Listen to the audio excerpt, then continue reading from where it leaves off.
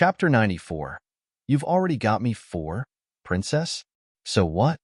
Lung Ruoxue looked up at the boy who told them the information. Why are there so many princesses in this world? I seem to meet these so-called princesses everywhere I go. The boy didn't know what to say after seeing their calm reactions. Moreover, this girl was so beautiful. He was so nervous that he didn't dare to take a second look and could only return to his seat. Lung Ruoxue and Yi Chun finished eating and returned to the competition venue. As soon as they returned, they received Elder Chio's glare. "Where did you two go?" Elder Chio growled. "We were hungry, so we went to eat." "Why, you've gone too far." Elder Chio, food is everything to people. Of course, we have to eat when we're hungry. How do we go too far? Lung Ruoxue said in disapproval. "Our academy is competing, yet you guys want to eat. Isn't this too much?" Elder Chio was fuming. "Elder Chio, calm down. You're too nervous," Yi Chen teased. "This old man is quite cute." "Miss, our match is over. Can we go back now?" Feng De walked over and asked. "Oh, then let's go back." Just like that, Lung Ruoxue and the others ignored Elder Chio's scowl and returned to the Elegance Lagoon Pavilion. The other 2 groups' matches for the first round of the preliminaries were scheduled for the next day. Lung Ruoxue's, Feng Moran's, and Feng Das teams all successfully entered the second round. In addition, the teams from the Rising Dragon Academy and the Lunar Shadow Academy also entered the second round of the preliminaries without any suspense. Over the next 3 days, 2 more rounds of preliminaries were held, and finally, 10 teams advanced to the semifinals. When the list of who advanced came out, Elder Chio was so happy that he couldn't close his mouth.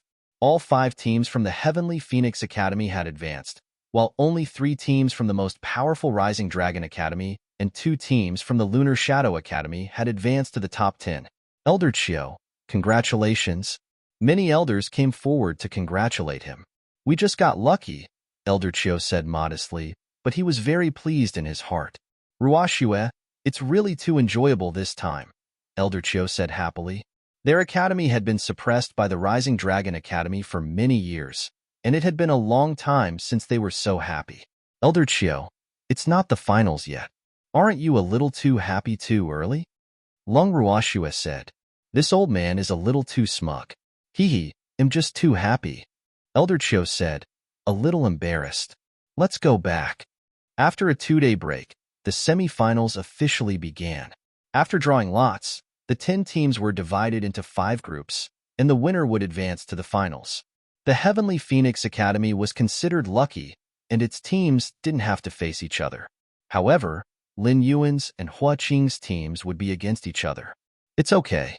It's just Hua Qing." "I'm not afraid of him," Lin Yuan said nonchalantly. "That's right. There's nothing to be afraid of. His reputation is just a little better than ours," Feng De added. "Elder Chio, I told you he's fine. Don't worry," Lung Ruoxue said. At this time, the more everyone cared about Lin Yuan, the greater his pressure would be. But Elder Chio wanted to say something more but was interrupted. "Old man Chio, Lin Yuan's strength isn't as good as Hua Qing. It's reasonable if he loses. It's not a big deal," Lung Qingtian said. "It was just a competition and not a battle of life and death." The teams from the Heavenly Phoenix Academy entered the stage one by one, and Lung Ruoxue's, Feng Moran's, Mu Li's, and Feng Das teams all won their matches. Only Lin Yuan's and Hua Qing's had yet to compete. Everyone's attention was on the last 2 teams because everyone was curious whether the Heavenly Phoenix Academy could take the top 5 spots in the team competition after their outstanding performance so far. Or could the Rising Dragon Academy protect its last dignity? The match between the 2 teams was as exciting as the fight for the champion and second place. Looking at the 2 teams on the arena, everyone couldn't help but hold their breath for fear of missing any battle. "You are very strong," Hua Qing couldn't help but say. He had always thought that Lung Ruhan was his greatest opponent, and he didn't expect so many geniuses to emerge from the Heavenly Phoenix Academy this year. "You are very strong too," Lin Yuan said as he wiped the blood off the corner of his mouth. He was looking forward to the battle between this man and his young lady. "Do you still want to continue fighting?" Hua Qing asked. "Yes. We haven't lost yet," Lin Yuan said. Even though there was a gap in strength, they wouldn't admit defeat easily. Come on then. Huaqing admired his will and spirit. Both of them used their unique skills, and the spiritual power on the stage dazzled everyone's eyes. The two of them fought for dozens of rounds, and the stage completely became their battlefield. Everyone else was just background. It was not until Lin Yuan used the last bit of his spiritual power and fainted that the match ended. This should be the most difficult battle since the start of the competition. Lin Yuan's team might have lost, but it was a glorious defeat. No one dared to look down on him. Although Huaqing's team won, it was a tragic victory. Who asked you to work so hard? Do you want to die? Lung Ruoxue said unpleasantly while looking at Lin Yuan, who had woken up after being carried off the stage by his teammates. Miss, I'm sorry. I was wrong. Lin Yuan saw that Lung Ruoxue was angry and quickly admitted his mistake. He knew that he had made his young lady worry. Eat this. Lung Ruoxue threw a pill to Lin Yuan and then ignored him. After the matches, everyone returned to their residences. On the way, Lin Yuan kept sneaking glances at Lung Ruoxue, but she didn't even look at him, completely ignoring him. After a day of rest, the finals of the team competition officially began. The finals would be a round-robin system to determine the final score. Dear guests and students, today is the last day of the team competition. The champion of the team competition will be born after today. Let us all wait and see. After the host stirred up the emotions of the audience, the day's matches began. Chapter 95. You've already got me. 5. Lung Ruoxue's team was the first to go on stage today, and her last opponent was the team led by Huaqing. On the arena, Lung Ruoxue sized up the composed Huaqing. Today was the last battle of the team competition. In the previous 3 matches, Lung Ruoxue's team had won complete victories, so she would still be the champion of the team competition even if she lost this match. But Huaqing's situation was different. In the last 3 matches, Huaqing's team had lost to Mu Lise, tied with Big Brother Feng's, and only won 1 victory against Feng Das. The pressure on Huaqing was tremendous, and this stunning genius probably never expected such a situation to happen. However, this was a team competition after all, and the overall strength was more important. Even if he was a genius, it was useless without good teammates. While Lung Ruhan was sizing Huaqing up, he was also sizing her up. This beautiful girl was Lung Ruhan's sister, and used to be a simpleton. But after a few days of observation, he found that this girl was harder to deal with than her elder brother because he still couldn't tell what her strength was until now. Moreover, she seemed to win every battle very easily, as though she didn't use her full strength at all. You are the strongest opponent I have ever met, Huaqing said. He was helpless against such a strong opponent because the strength of his teammates was not comparable in the team competition, but he had to compete with her in the individual competition. This seemingly weak and beautiful girl had already aroused his intense fighting spirit. Likewise, Lung Ruoxue said lightly. She knew that the team competition wouldn't allow Huaqing to unleash his full strength. The real competition between them was the individual competition. Let's end this quickly, Lung Ruoxue said. Okay. He didn't want to waste time. The 2 teams got into formation and began to attack the opponents according to the pre-planned strategy. Soon, 2 people from Huaqing's team were eliminated, and then Huaqing declared their defeat. In less than 10 minutes, Huaqing announced his defeat, much to the disappointment of many people who wanted to watch a good show. They originally thought that this battle would be very interesting, but it ended so quickly. Lung Ruoxue became famous because of her outstanding performance in the entire team competition. In the end, Lung Ruoxue and her team won the team competition. Mu Li's team was in 2nd place, Huaqing's and Feng Moran's teams tied for 3rd place, and Feng Das' team was in 4th place. After the team competition, the academies were also ranked. Only the top 10 academies were eligible to participate in the individual competition. After the spiritualist team competition, it was the alchemist competition. The alchemist competition was divided into preliminaries, semi-final, and final. As there were only 20 or so alchemists participating in the competition was scheduled to take place over 2 days. The first day was the preliminaries, which was divided into 2 rounds. The first round would be to concoct a designated pill chosen by the judges, who would provide the raw materials for the pills. The second round was for the students to concoct the pills that they were best at, and the judges would grade the pills. The judges of the competition were professional alchemists sent by the Alchemist Association, and this competition could also be considered a competition for the Alchemist Association to select talents. On the day of the alchemy preliminaries, Long Ruoxue and the others accompanied Lu Yin to the competition venue. Lu Yin, remember, your ranking isn't important. It's enough for you to unleash your full strength, Long Ruoxue said to Lu Yin, who was about to go on stage.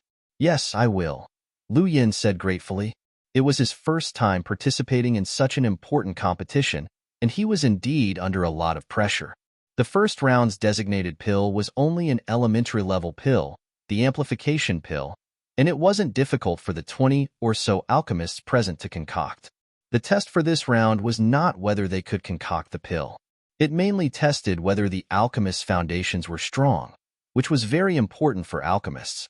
As the last alchemists on the field extinguished their flames, the more than 20 alchemists completed their first test. They were only waiting for the judges to grade them now. In the first test of concocting the designated pill, Lu Yin obtained second place. Ranked above him was a genius from the Rising Dragon Academy's Alchemy Division, Lu Qing. Second place, that's great, Elder Chiu said excitedly. Lu Yin was the number one person in their Heavenly Phoenix Academy's Alchemy Division. Elder Chiu, the preliminaries aren't over yet. Long Ruoxue poured cold water on him. This old man has been a little too excited these days. Elder Chiu also felt that he had been a little too smug. The second round was to concoct the pills that they were best at. Long Ruoxue knew that Lu Yin wanted to concoct an intermediate pill, the essence-enhancing pill. It was a pill that you had to master to become an alchemist. The grades of pills were divided into elementary, intermediate, advanced, earth grade, and heaven grade. Each grade was also divided into low, middle, and high. Apprentice alchemists had to be able to concoct elementary pills, alchemists had to be able to concoct intermediate pills, and so on. Concocting pills that matched the level of the alchemist was also an important basis for the assessment of the alchemist. The more than 20 students on the field methodically threw the medicinal herbs into the pill furnace in order. After the medicinal herbs melted, they condensed the pills according to alchemist techniques until the pills were ready. Seeing that the students on stage had completed their concocting, the crowd below the stage waited patiently for the judges' scores. About half an hour late, the results were finally out. Lu Yin was still second and had successfully entered the semi-final. A total of 10 alchemists advanced to the semi-final, and only 3 alchemists could enter the final, so the semi-final would be very intense. At the residence of the Heavenly Phoenix Academy in the Elegance Lagoon Pavilion, Lu Yin, tell me if you don't have enough medicinal herbs. Long Ruoxue came to Lu Yin's room and said to Lu Yin, who was practicing. Then she didn't bother him anymore and conveniently dragged away Elder Chiu, who came along with her. Ruoxue, why didn't you let me speak? Elder Chiu asked in puzzlement. Don't give him pressure. He's the number one genius of our Academy's Alchemist Division. You should have confidence in him, Long Ruoxue said. Of course, I have confidence in him. I just want to encourage him, Elder Chiu said aggrievedly. Chapter 96. You've already got me already. 6. There's no need, Long Ruoxue said and forcefully dragged Elder Chiu away. This old man has to change his habit of encouraging people whenever they go on stage to compete. What's wrong with this old man? Why does his face look so awful? Lung Qingtian asked in puzzlement when he saw the two of them walking out of Lu Yin's room in the corridor. I asked him not to pressure Lu Yin, so I didn't let him speak, Long Ruoxue explained. This old man is just too nervous, Lung Qingtian said understandingly. The elders of the various academies were very concerned about their academy's results. Yes. Lung Ruoxue nodded in agreement. Grandpa, rest early. Okay. There was only one round for the semi-final and final on the second day. Each person would concoct 2 kinds of pills, and they would obtain the final total score. After the semi-final in the morning, Lu Yin still entered the final with second place. The final in the afternoon attracted many families. The Alchemist Association of Lunar Capital also sent a vice president to serve as a judge to show how much importance it placed on the competition. Hey, have you heard? Lu Qing, who was first in the semi-final, is the beloved disciple of one of the vice presidents of the Alchemist Association. Someone below the stage said softly. Really? Then won't he win for sure? This isn't fair to others, right? Another person commented. There's no such thing as absolute fairness in this world. Power, status, and fairness all exist. But I don't think the people of the Alchemist Association would dare to be blatantly biased in front of everyone, right? Another person joined the discussion. Why are there so many people all of a sudden? Long Ruoxue asked in bewilderment when she saw the audience full of people. The finals are open to ordinary people, but only 300 are allowed, Long Ruhan explained. The finals of the other competitions were open to ordinary people except for the spiritualist team competition. This was the usual practice for every competition. I see, but aren't they too noisy? Long Ruoxue said worriedly. This kind of competition required full concentration, and it might affect the competitor's performance if it was too noisy. Don't worry. They will quiet down once the competition officially begins, Long Ruhan said. Sure enough, everyone was silent when the final officially began. All their eyes were on the three people competing on stage. In addition to Lu Yin and Lu Qing from the Rising Dragon Academy, there was another student from the Lunar Shadow Academy named Li Yuan. The three of them were alchemists, and the pill that all of them selected to concoct was the Replenishing Spirit Pill. The Replenishing Spirit Pill was an intermediate pill that had to be mastered by alchemists and was also a very common pill. It was mainly used to recover spiritual power, so the demand for replenishing spirit pills was very high. In order to concoct good pills, besides the alchemist techniques, controlling the flame was also very important. Moreover, the mental strength of alchemists had a decisive effect on the quality of their pills, mainly because the mental strength required to concoct pills was very high. If the mental strength was not enough, there was no way to finally form the pills, no matter how well the prior steps were done. What pill does Lu Yin want to concoct? Elder Chiu asked in bewilderment, as he watched Lu Yin take out medicinal herbs one by one from his ring. Lu Yin had already completed one kind of pill and was preparing to concoct a second one. Spiritual Essence Pill, Long Ruoxue said indifferently. What? SPI Spiritual Essence Pill? Elder Chiu's jaw almost fell off from shock. Only a master alchemist could concoct spiritual essence pills. Wasn't that ridiculous? This is too ridiculous. Elder Chiu was fuming. Not necessarily, Long Ruoxue said. She had known that this would be Elder Chiu's reaction, so she didn't tell him in advance. In fact, Lu Yin had looked for her last night and told her that he wanted to concoct spiritual essence pills, but he was a little nervous because the success rate had always been low. She encouraged Lu Yin to do as he wished without needing to think about the results. It seemed that Lu Yin took her words seriously. Elder Chiu, Lu Yin will still be in the top 3 even if he fails the concocting, but he will be first if he succeeds. Long Ruoxue reminded. That's true. Elder Chiu calmed down after hearing what she said. Alas, it seems I'm really old now. I just can't keep up with the boldness of youth. On the stage, Lu Yin threw the medicinal herbs into the furnace according to the steps and carefully controlled the size of the flame. After the medicinal herbs melted, he began to purify them. When the medicinal liquid of only the size of a baby's fist was left and could no longer be purified, he began the final step of condensing the pill. Everyone's eyes were focused on Lu Yin, especially the judges on the stage, as the other 2 people had already completed their pills. They all stared at Lu Yin without blinking. If he really could concoct spiritual essence pills, he could be promoted to Master Alchemist. Lu Qing and Li Yuan also stared at Lu Yin because Lu Yin's performance determined their fate. After a while, Lu Yin finally completed the last step. Everyone's hearts, including his own, jumped to their throats when he opened the pill furnace. When he saw the 3 pure white pills in the middle of the furnace, the joy in Lu Yin's heart was indescribable. It was a success. Yes, we did it. Elder Chiu exclaimed excitedly. Long Ruoxue looked indifferently at the 3 competitors and the judges with varying expressions on the stage, taking in their thoughts. The 3 competitors were all alchemists, but Lu Yin concocted spiritual essence pills. This was enough to show that Lu Yin's strength had already surpassed the alchemy genius Lu Qing of the Rising Dragon Academy. But Lu Qing was also the disciple of a vice president of the Alchemist Association, so she really looked forward to the judging panel's evaluation. This time, the evaluation took much longer than the previous evaluation. The judges on stage were discussing softly, and the audience below the stage were whispering among themselves. After nearly an hour, the judges' score was out. Lu Yin and Lu Qing tied for first place. The reason was that the success rate of spiritual essence pills was too unstable and couldn't be used as the only basis for evaluation, so Lu Yan's strength currently couldn't be determined. If he wanted to determine his level, he had to go to the Alchemist Association. Chapter 97. Concentrated is the essence. 1. Disappointed? Lung Ruoxue asked Lu Yin as he came down from the stage. I'm not disappointed. I was prepared for it. Lu Yin smiled calmly. Before he came to the competition, his master had reminded him, so he was prepared for it. This is too much. How can they do this?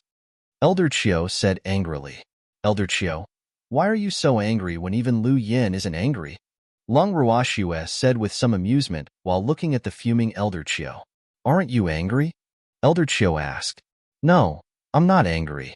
That Lu Qing is the beloved disciple of a vice president of the Alchemist Association. Those judges definitely wouldn't dare to offend him.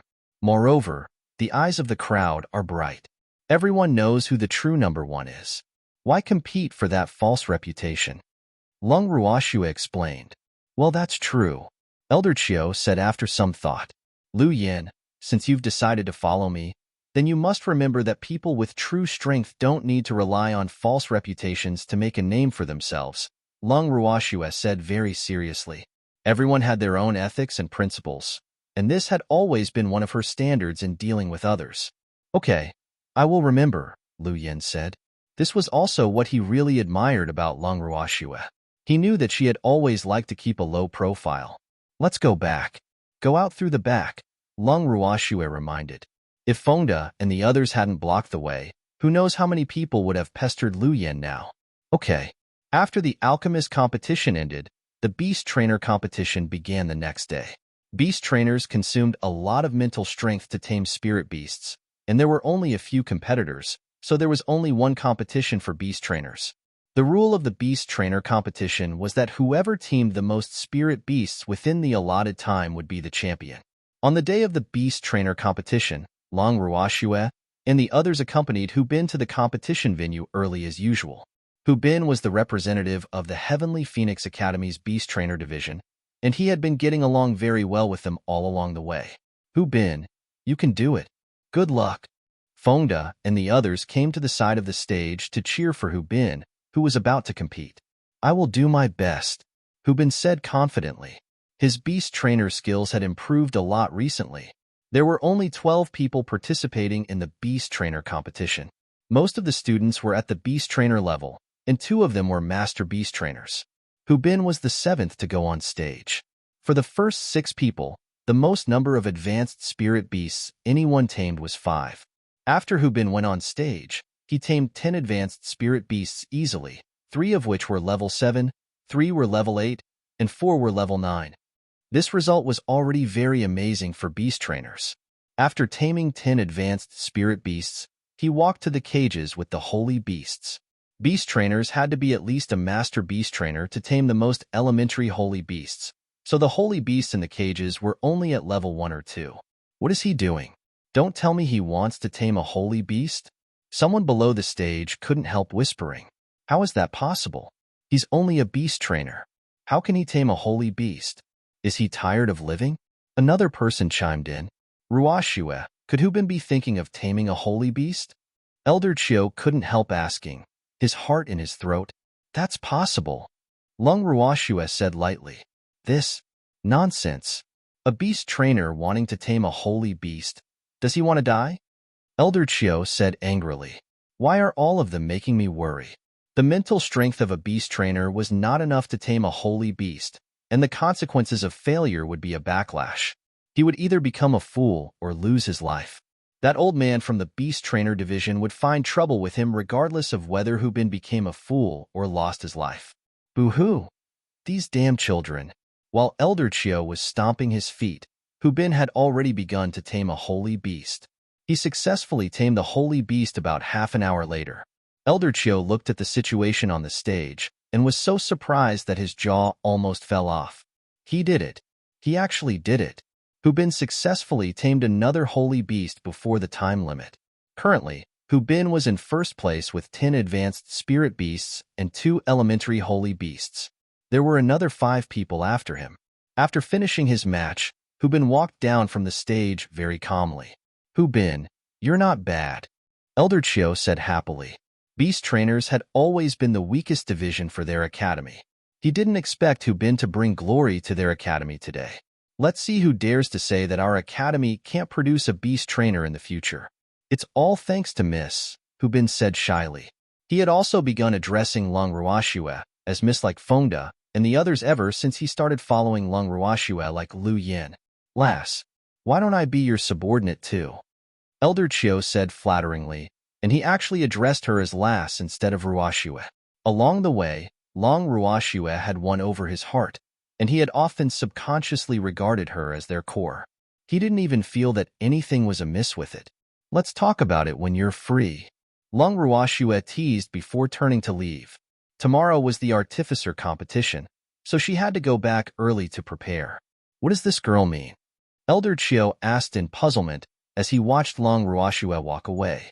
Don't you understand? You're not free now, Fengda said with a smile, leaving the struggling Elder Chiu behind. The Heavenly Phoenix Academy student was done with this competition anyway, so there was no point in staying. After the Beast Trainer competition ended, Hu Bin might have only come in third, but it was already the best result the Heavenly Phoenix Academy had ever achieved. In the Elegance Lagoon Pavilion, Shuer, what are you thinking about? Yichin couldn't help asking curiously when he saw her staring blankly into space in the guest room. I'm thinking about tomorrow's artificer competition, Long Ruoxue said softly. Are you worried that you won't be able to refine a treasured artifact? Yichin said with a chuckle. Chapter 98. Concentrated is the essence, too, yeah. Long Ruoxue was a little depressed. Artificing was the same as alchemy. The flames used were the fire attribute of the Bodis natal flame, but the natal flame also had levels, mainly divided into the grades of earth, heaven, and divine. The natal flame in her body was a divine grade flame. The purity of the divine grade flame was very high, so the quality of the equipment refined was also the highest. And tomorrow's competition was the same as the alchemist competition. There was a round of basic skill assessment, but now even the equipment she casually refined was a sacred artifact. Alas, it seems like you'll have to forfeit the first round tomorrow. If you can't refine it, so be it. Stop thinking about it and rest early, Yichin said. He didn't want Shuer to be upset over such a trivial matter. Okay, I'm going to bed. Hurry up and go. The top 20 academies had representatives to participate in the artificer competition. The rules of the competition were similar to the ones of the alchemist competition, but because of the uniqueness of artificing, only 2 rounds would be held, and the judges finalized the winner. On the day of the competition, Long Ruoxue walked into the venue under the crowd's escort. The audience was surprised when they saw that it was Long Ruoxue participating in the competition. Long Ruoxue's performance in the team competition was really too breathtaking. People were amazed. A powerful spiritualist coupled with the noble status of an artificer. Is this still possible? Hey, what's the matter? An audience member asked the person next to him in a low voice. Many people were stunned when they saw the girl. She was really too beautiful. That girl is the champion of the team competition. I didn't expect her to be an artificer. This is too shocking. An audience member who knew the situation explained. Really? Are you sure? Someone asked doubtfully. Of course. I watched the team competition, the person said proudly. The team competition isn't open to ordinary people. How did you get in? Another person asked with a puzzled face. Of course. It's none of your business. The person roared in anger. The host took the lead to go on stage. Everyone, please be quiet. The competition is about to begin. Now, let us welcome the participating artificers onto the stage. The moment the host finished speaking, the competitors walked onto the stage in an orderly manner, found their place, and began preparing. After the judges gave the order, the already prepared artificers began to focus on artificing.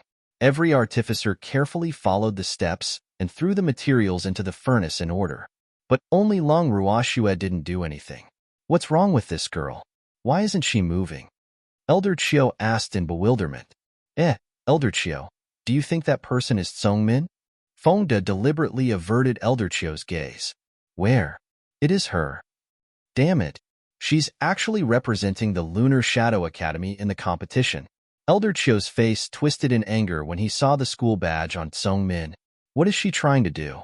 Elder Chiu, Tsongmin obviously isn't a good person.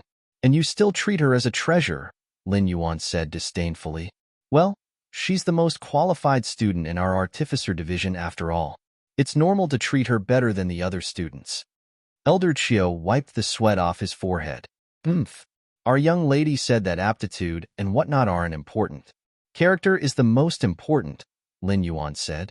He increasingly understood how reasonable the words of his young lady were after being together with her for a long time. That girl is a monster. Elder Chiu couldn't help saying. What? Can't refine anything? Do you think anyone can be an artificer? Tsongmin, who had completed her refinement, looked at Long Ruoxue with some jealousy and provoked her. She was an artificer with a heaven-grade natal flame and a boundless future. How could a simpleton compare to her? I don't need you to worry about me. Just take care of yourself, Long Ruoxue said indifferently. She didn't even have the desire to attack such a clown. I'm just being nice, yet you don't appreciate it? Tsongmin said aggrievedly. Long Ruoxue was speechless. Why do these people like acting so much? Aren't they tired? You're still a student of the Heavenly Phoenix Academy, aren't you? But you're actually representing the Lunar Shadow Academy in the competition, Long Ruoxue said mockingly. She originally didn't want to bother with her, but she just had to cause trouble. So why should she be polite then? I'm no longer a student of the Heavenly Phoenix Academy, Tsongmin said nonchalantly. Is that up to you? Have you completed the procedures? Long Ruoxue asked. The academies had a consensus on student management in order to prevent students from being poached by other academies. Students who had not completed any withdrawal procedures were still considered students of the academy. Do I need to worry about such a small matter? Someone will arrange it for me, Tsongmin said proudly. The Lunar Shadow Academy treated her much better than the Heavenly Phoenix Academy, which greatly satisfied her vanity. Then I wish you success. Long Ruoxue said indifferently and then ignored her. After the first round ended, Tsongmin came in second. The first was Wang Wei, the artificing genius of the Rising Dragon Institute. Long Ruoxue was last because she didn't refine the required equipment. The artificer could choose the equipment they were good at and refine it for the second round. The second round of the competition just began, and the participating students already seized the time to smelt the materials. Artificing and alchemy were different. Most of the materials used for artificing were very hard, so the time to melt them was relatively long. Moreover, it had to be purified after melting, and then it had to be molded and tempered. The steps were more complicated than alchemy, and the time taken was also longer. While the others were smelting materials, Long Ruoxue was not in a hurry to start. She was thinking about the equipment she wanted to refine. After deciding, Long Ruoxue began to work. She first lit the furnace fire, and then threw the materials into the furnace one by one. After the materials melted into liquid, she removed the impurities and purified them. After condensing the liquid into the size of a baby's fist, she began to shape it according to her imagination and finally tempered it. Although Long Ruoxue was the last to start, she was the first to finish. After she completed the last step, the people below the stage could finally see clearly that she was holding a palm-sized man's clothing and pants. The clothing might be small, but the style was novel, and it was in a style they had never seen before. But could such a small piece of clothing be worn? The people below the stage couldn't help being a little puzzled. Chapter 99. Concentrated is the essence. 3. Long Ruoxue looked at the clothes in her hand with satisfaction. They should be regarded as battle armor, but she had refined it into leisure wear. As for the grade, it was naturally a sacred artifact. An inconspicuous old man on the judging panel looked at Long Ruoxue with bright eyes. as if he wanted to swallow her alive. The legendary divine flame. The old man never dreamed that he would actually see the legendary flame. You had to know that flames were crucial for artificers and alchemists. The higher the level of the flame, the higher the quality of the refined equipment or concocted pills. Therefore, the level of the battle armor was definitely not low. But what was even more unexpected was that someone actually knew the legendary divine refining technique. You had to know that ordinary refining techniques were not able to refine battle armor and other equipment of such a small size. Only the legendary divine refining technique could do so. The divine refining technique. He had only heard it from his master, so no one else on the Lingfeng continent knew about it except him. The legendary divine flame. The legendary divine refining technique. Who exactly is this girl? Her talent really makes it so that people can't even be jealous of her. Is this what you refined? That's right. A tiny flame like yours is only enough to refine such a small thing. Song Min walked to Long Ruoxue and mocked her. She almost laughed when she saw the flame that wasn't even as big as a fingernail in Long Ruoxue's hand. How can such a small flame refine artifacts? What is concentrated is the essence.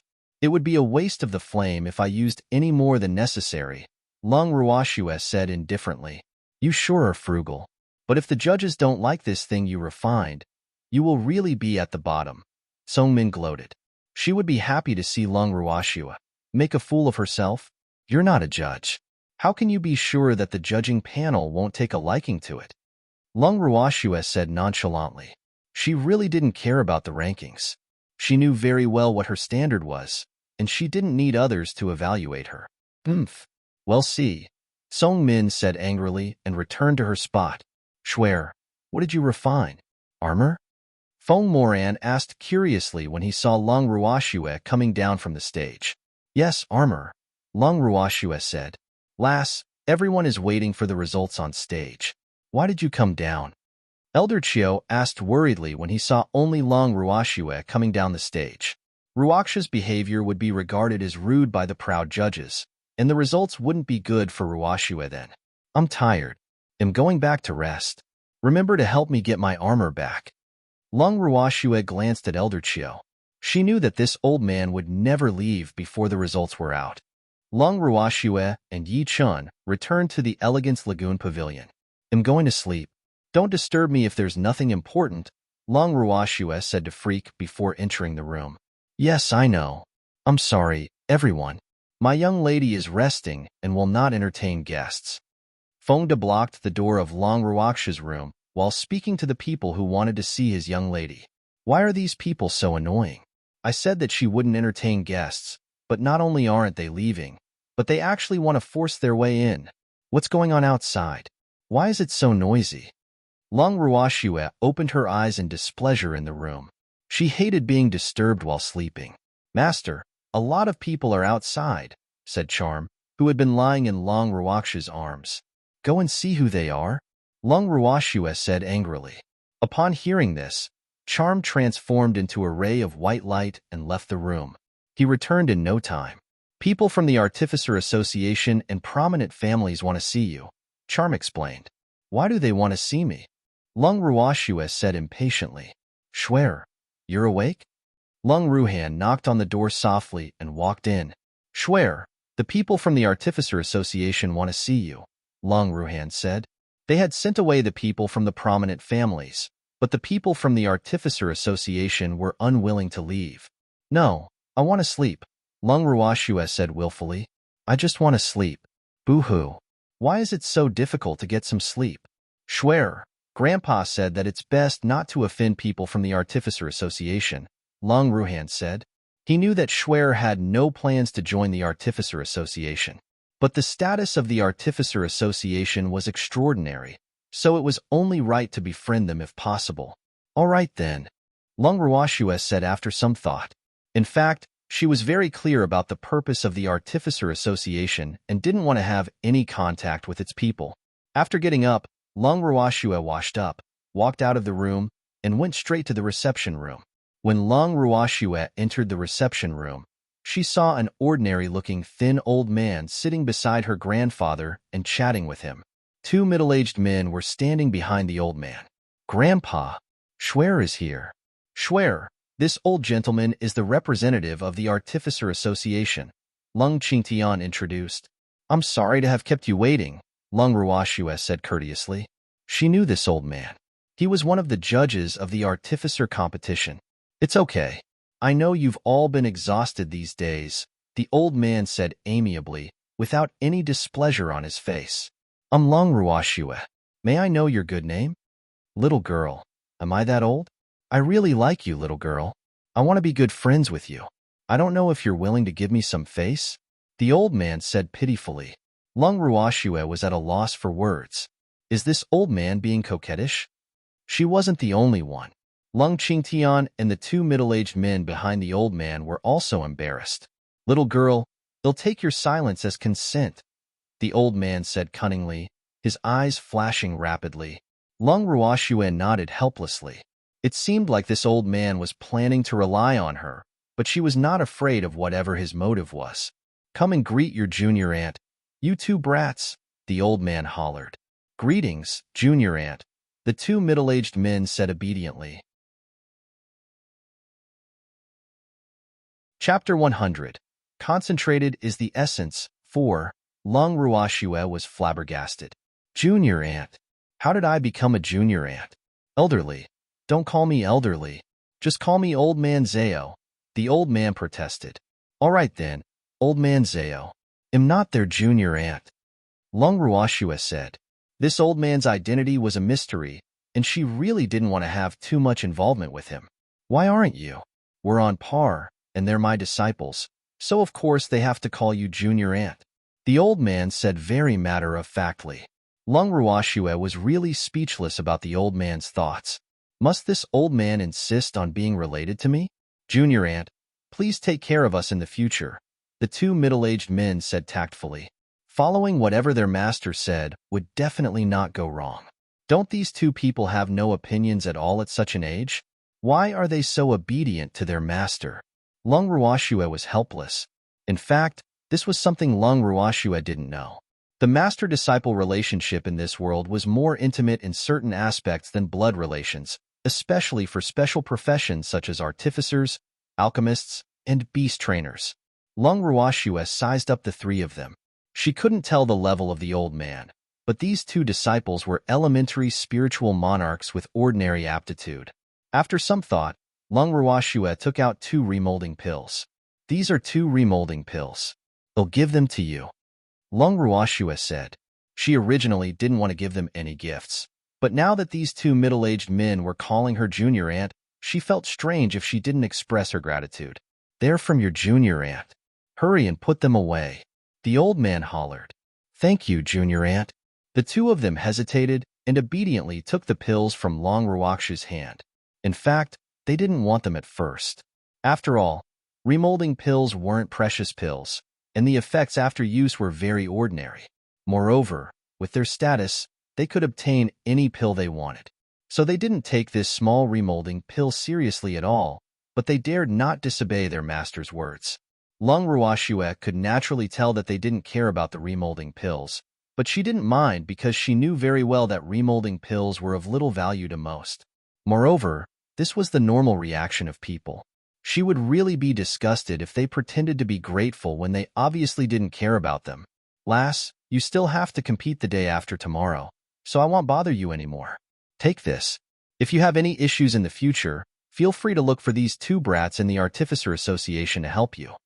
The old man threw Lung Ruoxue a black badge and left. Farewell, great General Lung and junior aunt.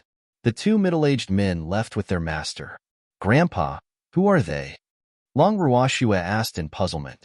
She still didn't know the identities of these 3 people. Grandpa doesn't know either. They only said that they are from the Artificer Association, Lung Qingtian said. The Artificer Association had always kept a low profile, so he didn't know much about its people. Grandpa, is Elder Chiu back? Yes. He went into his room as soon as he returned, Lung Qingtian said. I'm going to look for Elder Chiu. Master, why didn't we invite Lung Ruoxue to join the Artificer Association? A middle-aged man couldn't help asking after they left the Elegance Lagoon Pavilion. Our Artificer Association is too small to accommodate her, the old man said with emotion. Master, when you see her in the future, you must show her as much respect as you show your master. Also, take the 2 pills she gave you when you go back. There might be a miracle. The old man interrupted his disciple and half-ordered them. He believed in his eyesight. That girl might become their benefactor in the future. Yes, master. Although they were skeptical of Long Ruox's strength, they firmly believed and even blindly worshipped their master. Elder Chiu. Long Ruoxue came to the door of Elder Chiu's room and knocked. But there was no response for a long time. The door suddenly opened just as Long Ruoxue was about to leave. Elder Chiu, did you get my armor back?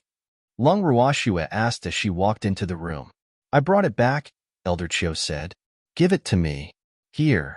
Elder Chiu had reluctantly examined it for a long time, but he couldn't figure out anything about this armor, so he handed it to Long Ruoxue. Lass, I almost lost my old life for this armor. Shouldn't you compensate me? Elder Chiu said expectantly. Elder Chiu, what does this have to do with your life? Long Ruoxue asked in puzzlement. It's all because of your armor. You became the champion of the artificer competition with this armor. Do you know how chaotic the scene was? Many academies asked the judges to give an explanation, and the scene was only controlled when the judges said that your armor was the highest grade equipment refined in this competition. Elder Chiu relayed the grand scene to Long Ruoxue. Oh, did they mention the grade? Long Ruoxue asked casually. No. Oh right, Ruoxue, is this armor a spirit artifact? Elder Chiu asked curiously. Apart from Long Ruox's armor, the highest grade of equipment refined at that time was a long saber of the treasured artifact grade. So he guessed that the armor should be a spirit artifact. Spirit artifact? Only a master artificer can refine one. Elder Chiu, what do you plan on doing about Song Min? Long Ruoxue changed the topic. Her results were disqualified, Elder Chiu said happily. Was her identity exposed? Long Ruoxue asked. How did you know? This girl is really shrewd. She wasn't even there at the time, yet she could guess it. Why else would her results be disqualified? With her strength, it shouldn't have been a problem for her to get into the top 3, Long Ruoxue said objectively. She was originally 3rd, but the Flying Bird Academy exposed her identity as a student of our academy who participated in the competition for the Lunar Shadow Academy. So she was stripped of her ranking, Elder Chiu explained gloatingly. Chapter 101. Concentrated is the essence. 5. Oh. Elder Chiu, there's still a competition the day after tomorrow. I'm going back to my room first, Long Ruoxue said after they chatted for a while. Ruoxue, rest early, Elder Chiu said thoughtfully. Big brother. Long Ruoxue came straight to Long Ruhan's room after exiting Elder Chiu's room. Schwer, why aren't you asleep yet? Long Ruhan asked. Big brother isn't sleeping either. Big brother, this is for you.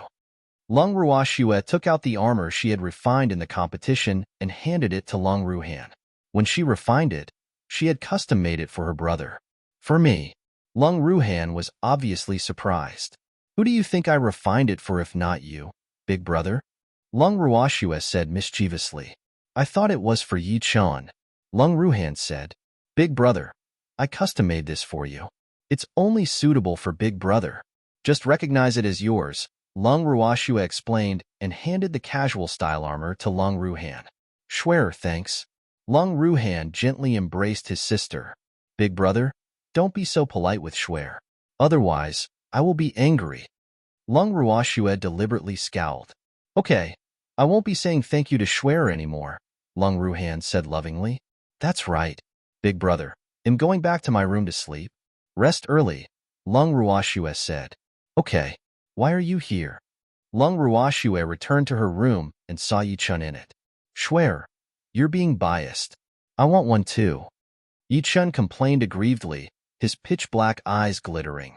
Long Ruoxue was at a loss for words. What is Freak doing? Is he going to cry? What do you want? Long Ruoxue pretended to be confused. Battle armor. I want one too, Yi Chun said with jealousy. Although Long Ruhan was Schwer's elder brother, it didn't mean that he wouldn't be jealous. They'll refine one for you when I have time, Long Ruoxue said helplessly. That's more like it. Yi Chun smiled lightly when he saw that he achieved his goal. I remember saying that you're not allowed to smile, Long Ruashua suddenly said. No woman could resist the heaven-shaking smile of Freak, except her, of course. There are no outsiders here, Yichin said nonchalantly. How resistant can this little thing be? Can't she be love-struck? After Yichin left her room, she flashed directly into the heaven and earth bracelet. Little Feng Feng, Blaze, and the 3 little white tigers pounced onto her. She looked helplessly at the few little things struggling to climb onto her body. Then she bent down and directly picked up the fluffy little fellows. Big sister, Feng Feng missed you so much, the little silver wolf, who had already grown up quite a bit, said tenderly. Big sister, Blaze missed you too, Blaze said, unwilling to be outdone. And us, big sister. The 3 little white tigers didn't want to be ignored either. I know. Big sister missed you too. You weren't naughty, were you? Long Ruashue asked. She had spent a lot less time in the heaven and earth bracelet since the start of the competition. Big sister. Qingju appeared in front of Long Ruashue. Okay, play by yourselves. Big sister is going to cultivate. She had been cultivating the 2nd level of the heaven-defying art, but there were no signs of a breakthrough yet. Long Ruashue walked into the purple bamboo hut and went to see baby first. He was sleeping as usual. Then she entered the cultivation room and quietly cultivated. When Long Ruashue emerged from the heaven and earth bracelet, it was already night the next day. Fortunately, she had told Freak in advance that she wanted to cultivate, or they would have died of anxiety. After coming out, Long Ruashue went directly to the reception room arranged for the Heavenly Phoenix Academy by the Elegance Lagoon Pavilion. Everyone happened to be here. Schwer. Long Qingtian was the first to see his granddaughter. Grandpa, what are you talking about? Long Ruashue asked curiously. Elder Qiu is arranging tomorrow's tactics for them, Long Qingtian said. Isn't it the individual competition tomorrow? Long Ruashue said. Strength in the individual competition was the most important, and secondly, it depended on performance on the spot. Yes, Ruashue. I'm telling them about the accidents that might happen, Elder Qiu said. Accidents referring to dark horses? Long Ruashue guessed. How do you know? Elder Qiu asked in surprise. What other accidents can there be? Poisoned by others before the match? Long Ruashue teased. Elder Qiu stared at Long Ruashue in disbelief. How do you know? This girl is amazing. Really? Long Ruashue was a little surprised. But on second thought, she understood. The individual competition was much more important to these students than the group competition. After all, in addition to their ranking and honor, more importantly, the individual competitions determine their future and their status in their families. So it was not strange that they would take it so seriously. It happened before. But later on, the major academies became more vigilant to prevent similar things from happening again, Elder Qiu explained. Oh, right. Lass, you still don't know the rules of the individual competition, right? Elder Qiu said again. Yes. Long Ruashue nodded. The individual competition will begin tomorrow and will last for 12 days. There will be a total of 300 students participating in it. The first 2 days are the preliminaries. There will be 2 rounds each day. The students will each fight against each other, and the winner will advance. After the 2 days of preliminaries, 19 students will advance to the semifinals. However, on the 2nd day of the preliminaries, there will be a lucky student who will advance directly to the semifinals on the 3rd day. The finals will use a round-robin system with 5 matches per day for a period of 9 days. Of course, there will be breaks arranged during the competition.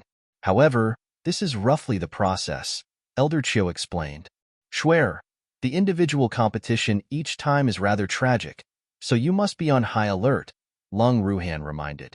Don't worry, big brother, Long Ruashue promised. Everyone should be clear now. Go back to your rooms and rest early. Elder Qiu urged.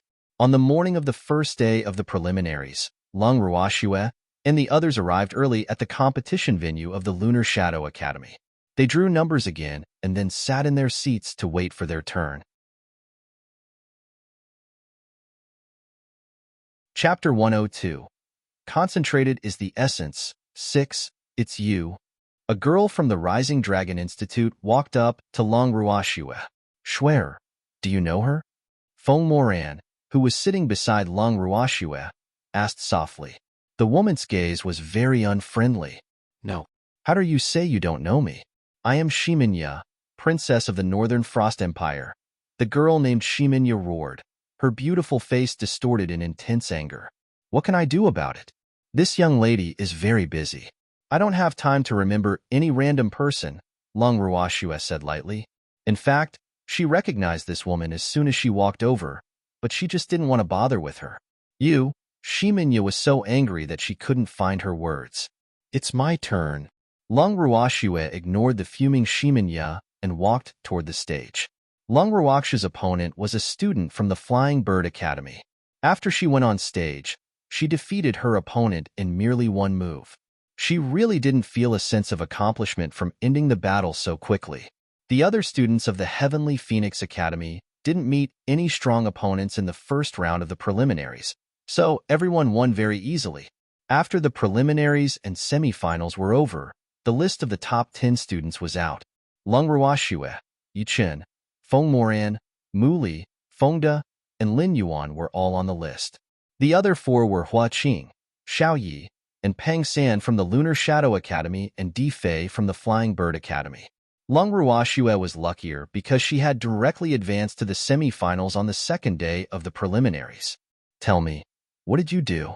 Shiminya walked to Long Ruoxue and said with a face full of anger, How can this hateful woman be so lucky? I am Northern Frost's most favored princess. This luck should be mine. Long Ruoxue looked at Shiminya as though she was looking at an idiot and then said to Yichun and the others, Let's go back to the Elegance Lagoon Pavilion. Okay, stop right there. How dare you?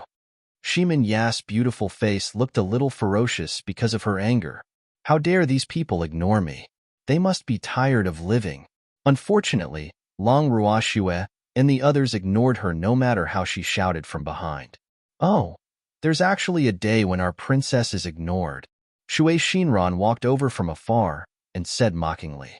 She was very happy to see Shiminya being ignored. She hated this arrogant and self-righteous princess even more than she hated Long Ruoxue. How dare she compete with me for my big brother Qing? She's really overestimating herself. Shui Shinran, with Long Ruoxue around, can you still be the #1 beauty? Shiminya retaliated, unwilling to be outdone. For a woman who cared so much about her appearance, the blow of the sudden appearance of a woman more beautiful than herself was absolutely unbearable. This was also one of the main reasons why she hated Shui Shinran and Long Ruoxue. As for the other main reason, of course it was men. You don't have to worry about that. Even if I can't become the #1 beauty, my rank will still be ahead of yours, Shui Shinran said through clenched teeth. Damn woman, are you done bickering? Hua Qing walked over with a stern face. Big brother Qing. After seeing Hua Qing, the two mutually hostile women immediately became well-behaved. What a disgrace. Hua Qing said coldly and left without looking back. Big brother Qing, wait for me, the two women said in unison. They glared at each other as they spoke and then chased after Hua Qing. After the semifinals, there would be 2 days to rest. Because the competition was almost over, the students of the other academies had basically returned to their academies except for the top 10 academies. Only one elder from each academy stayed behind as the representative to watch the competition. After returning to the Elegant Lagoon Pavilion, Long Ruoxue and the others returned to their rooms to rest. Many families had wanted to see them during this period, but she had asked Elder Chiu to stop them. Moreover, there were regulations during the academy competition that the various prominent families were not allowed to harass the students and affect the competition. It was precisely because of this rigid rule that these families became much more well-behaved, but there were also some who didn't abide by the rule. The first thing Long Ruoxue did after returning to her room was to have a good night's sleep. After waking up, she went to the restaurant downstairs to have breakfast. She had just started to order when Yichen and Big Brother Feng came down together. Schwer, we thought you were still asleep, Feng Moran said. They were already used to Schwer's hobby of sleeping. I just woke up, Long Ruoxue said. She actually slept all the way to the next day, and it was almost noon. I want the same thing she ordered, Yichen said to the waiter. Me too, Feng Moran said. Can we sit together? Hua Qing and a few others walked downstairs, and saw Lung Ruoxue and the other two. Can I say no? Lung Ruoxue was a little annoyed. Why are there always women at Hua Qing's side? This time, he actually brought two, Shui Xinran and Ximinya. These two women just happened to be very hostile to her. Eating was originally a very happy and satisfying thing, but who could still eat with such unpleasant people around?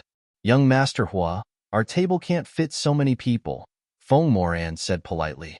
Ordinary people would find an excuse to leave when they heard him decline so tactfully, but he obviously underestimated Hua Qing's thick skin. It's okay. Just set up another table, Hua Qing said nonchalantly and called the innkeeper over. In fact, he didn't know why he wanted to be here, but he knew very well that Long Ruoxue's direct refusal displeased him greatly. The innkeeper quickly arranged for people to arrange two tables together. Hua Qing sat opposite Long Ruoxue, with Shui Xinran and Ximinya sitting on his sides. On Shui Xinran's left side was Feng Moran, and on Ximinya's right was Yi Chen. Ximinya saw the men she liked sitting on her left and right sides, and was so happy that she was about to fly to the moon. But her beautiful dream was quickly broken. Move aside. This is my seat. Feng De brought a chair over, placed it between Yi Chen and Ximinya, and sat down despite the crowd. Deputy Leader Yi is our young lattice man. How dare this woman covet him? She must be tired of living. Chapter 103. Do you dare to accept my challenge? 1. On another side, Lin Yuan also took a chair and placed it between Shui Xinran and Feng Moran. Shui Xinran glared at Lin Yuan with dissatisfaction and moved over a little reluctantly. Lin Yuan sat down. Why, you barbarian? How can you be so rude? Ximinya roared angrily and grudgingly moved toward Hua Qing. How can a barbarian be polite? Do you have any manners for me to see? Feng De said mockingly. This woman was still finding trouble with his young lady yesterday, yet she had the cheek to sit down at the same table shamelessly today. That's right. The skin of aristocratic and imperial families had always been quite thick. Big Brother Qing. Ximinya looked at Hua Qing aggrievedly. Lung Ruoxue and the others had goosebumps when they heard her calling him Big Brother Qing. Shui Xinran, on the other hand, was fuming mad. Do you think you have the right to call him Big Brother Qing? Shui Xinran said with jealousy. This bitch actually dares to seduce my man in front of me. She must be tired of living. Big Brother Qing, this barbarian bullied me. You have to help me. Ximinya ignored Shui Xinran and acted coquettishly. Big Brother Qing will give me face in public, won't he? How do you want me to help you, princess? There was no emotion on his handsome face, and his tone was light. Big Brother Qing, you just have to help me teach him a lesson. Ximinya wasn't stupid. She knew that if her request was too much, Hua Qing wouldn't bother with her at all. Moreover, private fights were not allowed during the academy competition. Princess, don't you know the rules during the competition? Hua Qing frowned. Is this princess treating me like a goon? I'm not a lapdog following her around. I just want my big brother Qing to teach him a lesson for me. This isn't a fight. Ximinya said coquettishly. Go away. Big Brother Qing won't meddle in your affairs. Shui Xinran roared furiously. Click. Lung Ruoxue put down her chopsticks, and her beautiful eyes glanced at them indifferently. The sudden sound stunned Shui Xinran and Ximinya, but they quickly reacted. What are you doing? The two roared in unison. This isn't a place for you to be jealous of each other. Don't affect my mood when I eat. Not just anyone can touch my people. Lung Ruoxue warned as she looked at Hua Qing. I'm sorry, they were too rude. Hua Qing quickly mediated. He didn't want to anger them, but what he didn't know was that he had actually already angered Lung Ruoxue. Young Master Hua, it's better if we remain strangers from now on, Lung Ruoxue said without giving him any face. She really didn't want to be like in her previous life, being hypocritical with people she didn't like. In this life, she only wanted to live freely and do whatever she wanted to do. It was enough to protect herself and the people she cared about. As for those aristocratic families, imperial families, and the like, she couldn't be bothered to deal with them. But she knew very well that if she wanted to live the life she wanted without any qualms, she had to be stronger than anyone else. Otherwise, everything would be empty talk. Before participating in this academy competition, she had already expected what she would have to face. It was impossible for her to keep a low profile like before since she had become famous from the competition. Since it was destined that she could not keep a low profile, she could only be arrogant, and there was a price to pay for daring to have any ideas about her. Upon hearing this, Hua Qing was stunned for a moment, but he soon recovered and smiled. Do you think that's possible? To be honest, Hua Qing really didn't know what provoked her to dislike him so much. The feeling of being hated by a woman really made him a little uncomfortable. As long as you really want something, there's nothing impossible, Lung Ruoxue said indifferently. Then she stood up and walked upstairs. Seeing this, Yi Chun and the others hurriedly left as well. Big brother Qing, this woman is too much. Who does she think she is? Shimenya tried to get into Hua Qing's good books with a fawning expression while hating Long Ruoxue to the core. That's right. Big brother Qing, Long Ruoxue didn't leave you with any dignity. She's really too much, Shui Shinran said against the common enemy. When did your relationship become so good? Hua Qing stood up and walked out. Don't follow me.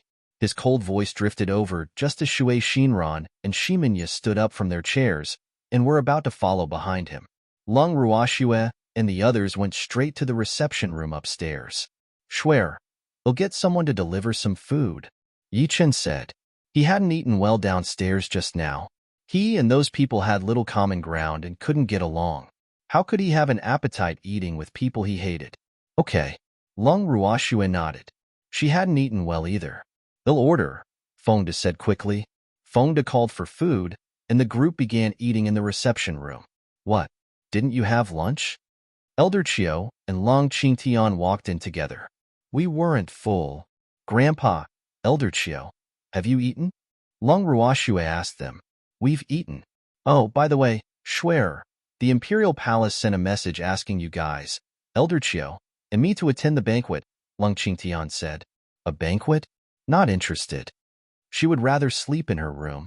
Lass, the banquet was approved by the Lunar Shadow Academy, so it's not good to miss it. It's almost a tradition now, Elder Chiu explained. Every time the competition approached the end, the imperial family of the host country would invite some students who performed excellently in the academy competition and their elders to the imperial palace for a banquet. In addition, some top families would also send invitations. But since the competition had not ended, it was up to the organizers whether or not they could go. Does that mean I have to attend? Lung Ruoxue was a little annoyed. She hated these hypocritical social interactions now, perhaps because she had had too many social engagements in her previous life. Yes, we will offend a lot of people if we don't attend, Elder Chiu said. In fact, he didn't like going either, but he had to. When? Tonight. The palace will send a carriage to pick us up.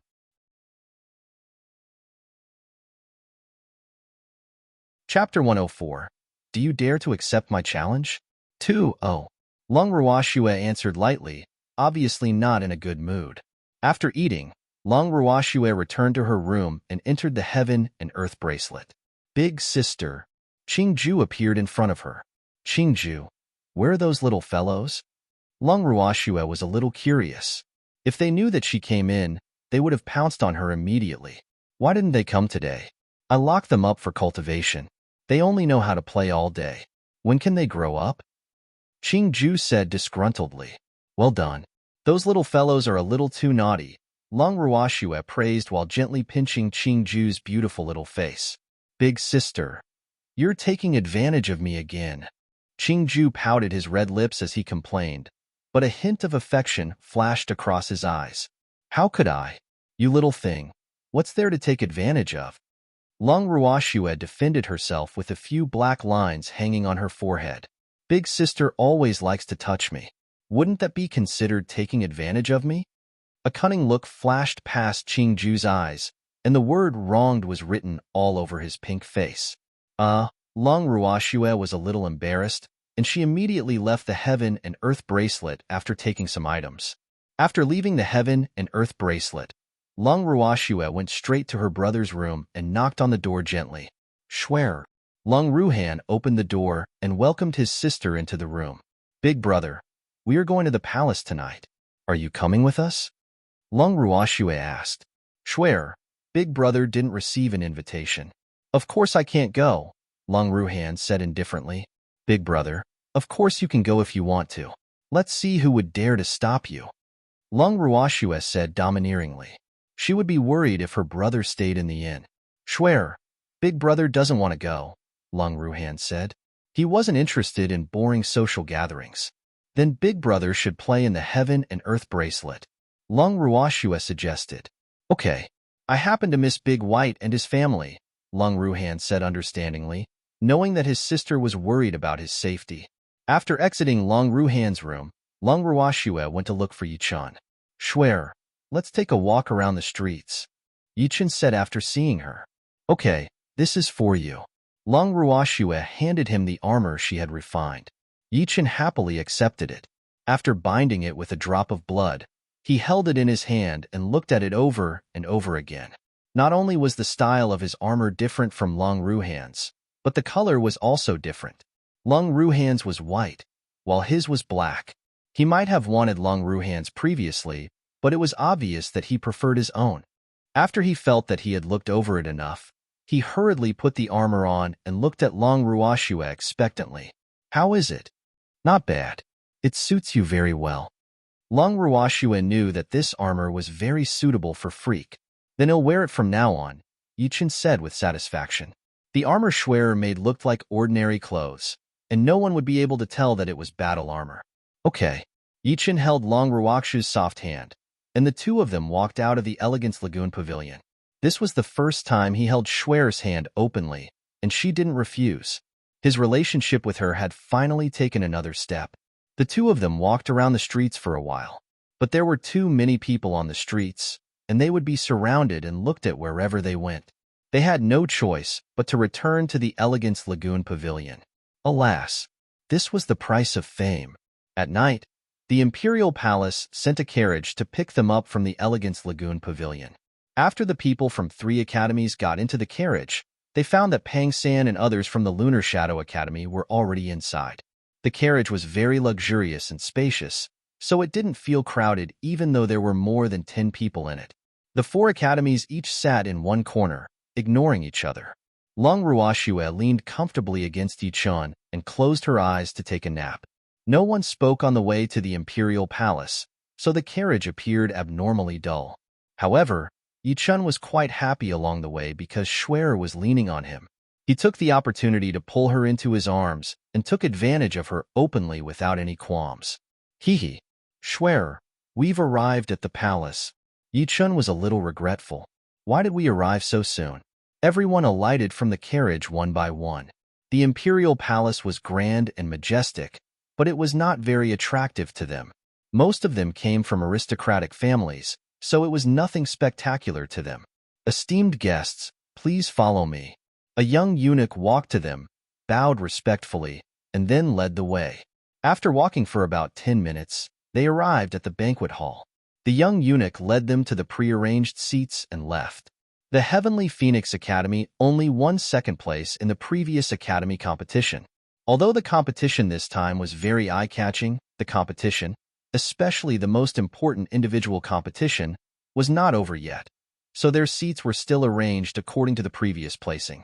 The Rising Dragon College was at the front, followed by the Heavenly Phoenix Academy, Lunar Shadow Academy, and Flying Bird Academy.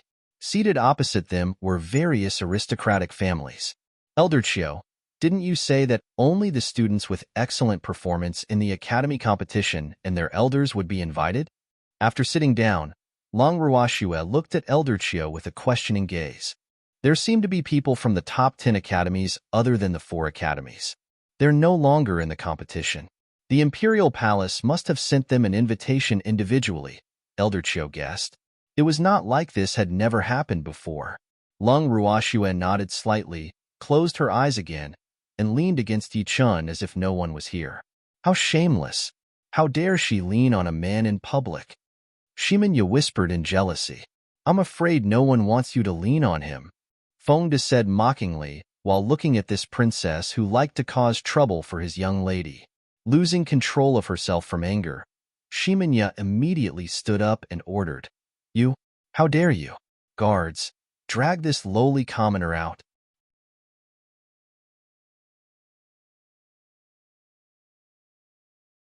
Chapter 105. Do you dare to accept my challenge? 3. Princess, calm down. Although you are a princess, this seems to be the Southern Dusk Empire. Feng De reminded her kindly. Why do these princesses like to call others lowly commoners? Are they the only ones with noble backgrounds? How ignorant. Sit down. Don't make a fool of yourself. The elder from the Rising Dragon Academy roared with displeasure on his face. Shimen didn't dare to say anything else and sat down obediently. Elder Chiu, I'm so sorry. She is young and insensible. Please don't take what she says to heart. Elder Wang, it's fine, but you'd better keep an eye on her. That lass won't leave any face for anyone if provoked, Elder Chiu said softly to Elder Wang. Elder Wang looked at Long Ruoxue, who was pretending to be sleeping, and then at the students of the Heavenly Phoenix Academy. Then he looked at the students of his academy. Alas, why is the difference so big? Their Rising Dragon Academy was the #1 academy on the Lingfeng continent, but no matter how he looked at it now, he felt that the only good students in their academy seemed to be Hua Qing and Yi Xiao. He really didn't know what kind of dog's-it luck the Heavenly Phoenix Academy had. He was so envious. Elder Wang's envious gaze almost made Elder Chiu's tail curl up, if he had one. His Majesty the Emperor has arrived. Her Majesty the Empress has arrived. The Emperor and Empress walked in together surrounded by members of the imperial family. Everyone stood up to greet the Emperor and Empress except for a few top families and the major academies who just nodded. There's no need to be so polite. You are all my guests today. Please have a seat, the Emperor said amiably and cordially before sitting on his dragon throne. The Empress sat on the shorter phoenix throne beside the Emperor's dragon throne. Imperial Father, there are so many guests today, but some are very rude. Suddenly, a discordant female voice sounded in the hall. Shut up. What's the occasion today? Is it your turn to speak? The Empress rebuked in displeasure. Huang Fuyu is too unbridled. Just because the Emperor dotes on her, she doesn't even care about me, the first wife. And she didn't forget to show off at such a prestigious banquet. How rude. Imperial Mother, Yuer is telling the truth. What kind of crime should she be guilty of for looking down on the imperial family like this? Huang Fuyu still spoke as she pleased, not taking the Empress' words seriously at all. In any case, her imperial father loved her, and the Empress wouldn't dare to do anything to her, so she was very confident. Yuer, which guest are you talking about? There shouldn't be such an impolite guest. Noble consort Su, who was sitting on the other side of the Emperor, spoke before the Emperor could. Yes, her. Huang Fuyu's slender jade-like hand pointed at Long Ruoxue, who was pretending to be asleep with her eyes closed. A scheming smile appeared on her beautiful face. She was just about to look for her when she came knocking on her door. Everyone's gazes curiously looked in the direction she was pointing, and their expressions instantly varied. Some were stunned, some were jealous, some were sympathetic, and some were gloating. But everyone was well aware of the reason for Huang Fuyu's accusation. It was either that this beautiful young lady had offended this snobbish princess, or Huang Fuyu was envious of her beauty and deliberately found trouble with her. Such a thing was nothing in aristocratic families. The Empress also turned her gaze. This girl is so beautiful. She's still so breathtakingly beautiful with her eyes closed. She turned to look at Shui Shinran. Alas, there's no comparison. She is like a phoenix in the sky, while the #1 beauty on the Lingfeng continent is like a chicken in the ground. Huang Fuyu is really becoming more and more promising. She's even provoking people from the Heavenly Phoenix Academy. The 3 academies might not be as powerful as the 5 great families and the imperial families of the 5 countries, but the status of the 3 academies was very transcendent on the Lingfeng continent. Moreover, the 3 academies had spiritual supremacies, and their status was not inferior to that of the imperial families. So the imperial families of the various countries had always been polite to the 3 academies. Furthermore, the Heavenly Phoenix Academy had strong momentum in this academy competition, and it was very likely that it would take first place. They had to be on friendly terms. But Huang Fuyu, the Empress, turned to look at the Emperor sitting on the throne. Seeing that he had no intention of stopping her, she stopped talking and waited to watch the show. Long Ruoxue lazily opened her beautiful eyes and looked around the hall, taking in everyone's expressions. Finally, her gaze landed on Huang Fuyu. Turns out it's her. Princess, are you talking about me? Lung Ruoxue smiled charmingly. Her smile was so beautiful that it dumbfounded everyone. Beautiful. Truly beautiful. The strong were respected in this world, but beautiful women were also pleasing to the eye, especially one with strength. Everyone immediately had different thoughts. It's you. How dare you be so impudent as to not pay respects to my imperial father? How dare you? Huang Fuyu roared arrogantly. Am I being too impudent, or are you being too impudent? How can a princess of a country be so rude to a guest? Is this the upbringing of the imperial family of the Southern Dusk Empire? Lung Ruoxue's gaze passed Huang Fuyu and gently swept over the emperor sitting on the throne. The emperor of the Southern Dusk Empire, Huang Fuzhan, felt Lung Ruoxue's gaze and just smiled calmly. As expected of the Long family, their imposing manner isn't something that others can compare to, he couldn't help thinking. Of course you are the one being imprudent. I'm a princess, and you are just a lowly commoner. How dare you compare yourself to me? Huang Fuyu said proudly, her face full of arrogance and cockiness. So spiritual sovereigns are all lowly commoners in your eyes, princess? I understand now, Lung Ruoxue said softly as beautiful eyes looked at everyone. Among the people present today, other than the imperial family and the important ministers of the Southern Dusk Empire, the weakest was a spiritual monarch. Spiritual sovereigns naturally aren't commoners. But you're not a spiritual sovereign, Huang Fuyu said nonchalantly. In fact, she didn't even care about spiritual sovereigns. What about spiritual sovereigns? They still had to be her servants. There was a spiritual sovereign among her guards. Can a great spiritualist like you tell whether I'm a spiritual sovereign or not? Lung Ruoxue said mockingly. At the same time, she felt a few gazes looking at her inquisitively, as though they wanted to know her true strength. You, Huang Fuyu flew into a rage out of humiliation. Without thinking, she grabbed the whip wrapped around her waist and lashed it at Lung Ruoxue's face.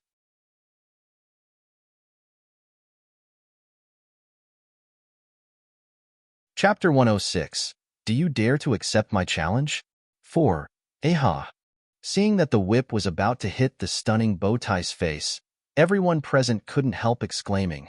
Although some wanted to be the hero who saved the beauty, considering Huang Fuyu's identity, before Lung Ruoxue could make a move, a powerful force shattered the whip in Huang Fuyu's hand, and a trace of imperceptible black, spiritual power entered Huang Fuyu's body through the hand holding the whip. Everyone was surprised because no one saw who did it. Who was it? Come out here for this princess now. Huang Fuyu roared a little hysterically. How infuriating. You error, that's enough. Huang Fuzhan stopped her. Imperial father. Huang Fuyu cried out with displeasure. You error, quickly come back and sit down. Otherwise, go back to your chambers, Huang Fuzhan said with a stern face. Consider yourself lucky today. Huang Fuyu glared at Lung Ruoxue and then reluctantly returned to her seat. She really didn't dare to disobey her father. I wonder who is lucky today, Lung Ruoxue said with a smile that was not a smile. She really wanted to kill her just now. This princess would no longer be alive if Huang Fuzhan hadn't suddenly spoken. Thinking of this, she turned her beautiful eyes coldly to Huang Fuzhan. She would remember what happened today. Miss Long, I'm so sorry. Yuer is young and insensible. Please don't take it to heart, Huang Fuzhan said apologetically. I'm just a lowly commoner. How dare I make a fuss with a noble princess? Lung Ruoxue said coldly. How can I not make a fuss about it? How can I let go of someone who wants to kill me? It's good that you didn't take it to heart, Huang Fuzhan said awkwardly. Everyone, welcome to the palace for today's banquet. I hope everyone will have a good time today, Huang Fuzhan said courteously while raising his glass. After he finished speaking, maidservants began to serve the dishes one after another, and in the middle of the hall, there was a carefully arranged musical and dance performance. Miss Long, how was today's performance? Noble consort Su asked leisurely. Why does she look so similar? This beautiful face really makes me. Lung Ruoxue was busy fighting with the delicacies in front of her. Charm, Darling, and Quill were also all let out to fight together. The maidservants serving by the side were constantly bringing food for them, and they were so tired that their legs were about to break. As for those people who wanted to exchange pleasantries and toast with her, they were all ignored. Moreover, it wasn't only her but everyone from the Heavenly Phoenix Academy as well. Everyone was flabbergasted when they saw this scene. Did these people from the Heavenly Phoenix Academy not eat for a few days to be so hungry? On such an occasion, everyone was mostly socializing and establishing connections. How could they eat and drink without caring about their appearances? Miss Long, don't you like today's performance? Noble Consort Sue asked while holding back her anger. Damn it, she's actually ignoring me. No one bothered about her. We're full. Let's go back. Long Ruashue said to everyone as she caressed Charms and Darling's round tummies. Okay, I'm full. Let's go back to sleep. Yi Chin said as he yawned. Miss, we didn't come for nothing today. We saved money and had a satisfying meal. Feng De said contentedly. Yeah, if only someone invites us every day, we could save a lot of money. Lin Yuan approved. In the future, I think we should go and eat whenever someone invites us, and we can pack up whatever we can eat. There are many of us, so it's better to save whenever we can. Isn't that right, Elder Chiu? Even the more upright Feng Moran chimed in and finally directed the topic to Elder Chiu. Yes, that makes sense, Elder Chiu said cooperatively, while trembling a little. My little ancestors, do you hold a grudge against the Academy? How can you ruin the Academy's reputation like this? Elder Chiu was so depressed that he even wanted to die, but he had no choice but to cooperate. He was alone. Boo-hoo. Principal, I've let you down. After hearing what this said, everyone present even felt a little inferior. Amazing. Simply amazing. Lung Ruashue. Noble Consort Sue screamed, not caring about her appearance. She was about to explode from anger. Who's shouting? Lung Ruashue dug her ears and looked at everyone suspiciously. It's me. Noble Consort Sue roared. This damn girl is obviously doing it on purpose. She was so angry. Who are you? Why are you shouting so loudly? What if you scare people? We're not deaf. Lung Ruaksha's tone was clearly disapproving. You. Noble Consort Sue was so infuriated that she couldn't even speak. Lung Ruashue, how dare you ignore my mother? Huang Fuyu accused her furiously. Your Majesty, the chefs in the Imperial Palace have good culinary skills. We are very satisfied with the food, Lung Ruashue said politely to Huang Fujian, also ignoring Huang Fuyu. As long as Miss Lung is satisfied, Huang Fujian said helplessly. Lung Ruashue. Huang Fuyu roared angrily. How dare this woman ignore me? Your Majesty, we are satisfied, but there are still many hungry students in our academy. May we pack some and take them away with us? Lung Ruashue asked earnestly without even looking at Huang Fuyu. Tea take away? Huang Fujian was speechless. They really wanted to take away the food. This was the first time he heard that someone wanted to take away food when returning from a banquet in the Imperial Palace. Thank you for your understanding, Your Majesty. Lung Ruashue pretended to be ignorant. Fengda, Lin Yuan, go pack with this big sister. Lung Ruashue pointed at the pink-clothed maidservant who had been serving them food just now. Yes, miss, Fengda and Lin Yuan answered.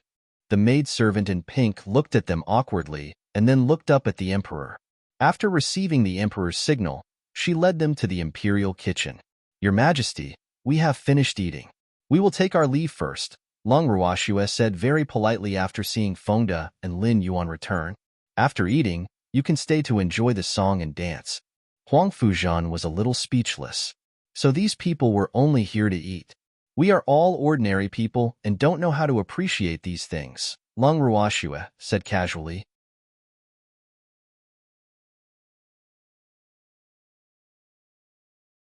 Chapter 107. Do you dare to accept my challenge? 5. All the more reason for you to stay. The more you watch, the better you will be able to appreciate it. Noble Consort Sue forced a smile and tried to convince them to stay. The show hasn't started yet, so how can I let them leave so easily? Schwer, let's stay for a while. Lung Qingtian finally spoke. Yes, Grandpa. Lung Ruashue acted like a well-behaved child. She wanted to see what trick this mother and daughter pair could come up with. It just so happened that she was bored now, so she could watch the monkey show. Having eaten to her fill, Long Ruoxue continued to use Yi Chen as a cushion and lean on him, with the 3 small and cute beasts lying in her arms. The 2 humans and 3 beasts looked so harmonious. Yi Chen adjusted his posture so that Schwerer could lean more comfortably against him. He held a bunch of grapes in his hand and fed them to Schwerer one by one. He was elated that Schwerer was willing to rely on him so much. His efforts during this period were finally not in vain. What a slut. She's actually leaning in a man's arms in public, Huang Fuyu said with some jealousy. My cousin was right. My dear noble princess, how can this young lady be called a slut by lying on my man? I will only be a slut if I have designs on someone else's man, right? Long Ruoxue said very contentedly while enjoying the service of the freakishly beautiful man, eating the grapes he fed to her. How did I become used to leaning on him after only a few times? What should I do? I can't let this freak know, or he will become arrogant. That's right. Women who like to have ideas about other people's men are the most despicable. Shui Xinran agreed very much as she looked at Ximenya. She hated that Long Ruoxue was more beautiful than her, but she hated Ximenya even more. Who are you talking about? Huang Fuyu roared furiously. Why are you so worked up, princess? Could it be? Long Ruoxue smiled and stopped speaking. Long Ruoxue, do you dare to accept my challenge? Huang Fuyu said while suppressing her anger. You, a great spiritualist, want to challenge me? Long Ruoxue looked at Huang Fuyu carefully from head to toe, wanting to see what was wrong with her. Yes, Huang Fuyu said confidently. You will regret it if you accept it. It won't be a battle between spiritualists. I'm not interested, Long Ruoxue said indifferently after a while. You tricked me. Are you afraid? Huang Fuyu looked at Long Ruoxue mockingly, her face full of provocation. Who do you think you are? I'm just too lazy to deal with you. Do you really think you're some big shot? Long Ruoxue said very honestly. Honesty was a virtue. She originally didn't want to deal with such a clown, but the other party didn't agree. Since Miss Long isn't willing to accept your challenge, why force her? I believe Miss Long must have her own difficulties, noble consort Su said understandingly. But what she implied was that Long Ruoxue was too timid and scared to accept the challenge. Princess, why do you want to challenge me? Long Ruoxue asked indifferently. If she didn't cooperate now that the mother and daughter were provoking her together, wouldn't she be too unaccommodating? I want to compete with you in beast taming, Huang Fuyu said confidently. She was favored for a reason. She was already a master beast trainer. Feng De and the others directly spat out the wine in their mouths. It was really too sensible for this brain-dead girl to compete with their young lady in beast training. Are you sure? What? Are you scared? Huang Fuyu said arrogantly. Beast training was her forte, and even her master praised her for being a rare beast trainer genius. Are you sure you want to compete with someone who isn't a beast trainer? Long Ruoxue asked for confirmation. Of course. But if you're afraid, you can admit defeat now, Huang Fuyu reminded cockily. She was blinded by her pride and didn't realize that her actions would cause others to despise her. In fact, she only wanted to find a reason to humiliate Long Ruoxue. So she didn't care if Long Ruoxue knew how to tame beasts. What a joke. Why should I be afraid if you aren't? Long Ruoxue was truly speechless. She thought they would have a good idea, but it was actually a beast taming competition. But why didn't Huang Fuzhen stop such a brainless idea? She couldn't help turning her gaze to the emperor sitting on this throne. But the expression on his face was very calm, and no one could tell what was on his mind. I didn't expect Princess Huang Fuyu to be a beast trainer, someone whispered to the person beside him in the hall. I didn't expect it. The Southern Dusk Empire hit her too well. No wonder the emperor dotes on her so much. Another person echoed. But isn't it being too much of a bully for a beast trainer to compete with someone who isn't one? Another person interrupted. It was a very young man who was obviously standing up for Long Ruoxue. The whispers from the 3 of them were very soft, but many people present were experts at the spiritual monarch realm and above. Thus, when they heard their whispered discussions, the gazes that many shot at Huang Fuyu carried a trace of disdain. Unfortunately, the person involved didn't notice in the slightest, and she even thought that everyone was looking at her with admiration. Guards, bring them here. As soon as Huang Fuyu finished speaking, several servants carried 2 large cages into the hall. Everyone's gaze was immediately attracted by the spirit beasts in the cages. One of the cages had a golden python with a white horn, and the other had a black fox that was glossy all over. These 2 spirit beasts were lying lazily in the cages with mocking eyes. Ink Fox. Charm, what's the matter? Do you know it? Long Ruoxue asked Charm in her head.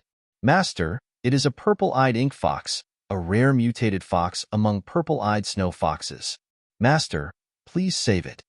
Charm said to Long Ruoxue excitedly in his head. He couldn't bear to see his own kind locked in that small cage. Beloved master, your darling begs you to save it. Darling also begged in her head. The fox race couldn't tolerate the existence of ink foxes, but this ink fox had been captured by humans. It was really too pitiful.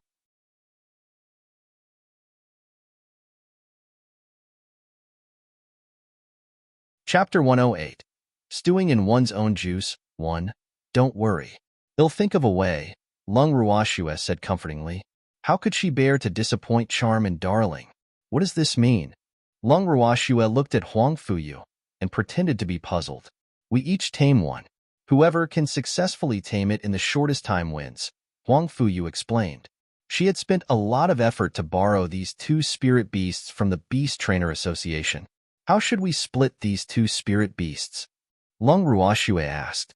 The levels of these 2 spirit beasts were different. The fox was a level 9 holy beast. As for the one-horned golden python, Long Ruoxue carefully examined the golden python in the cage.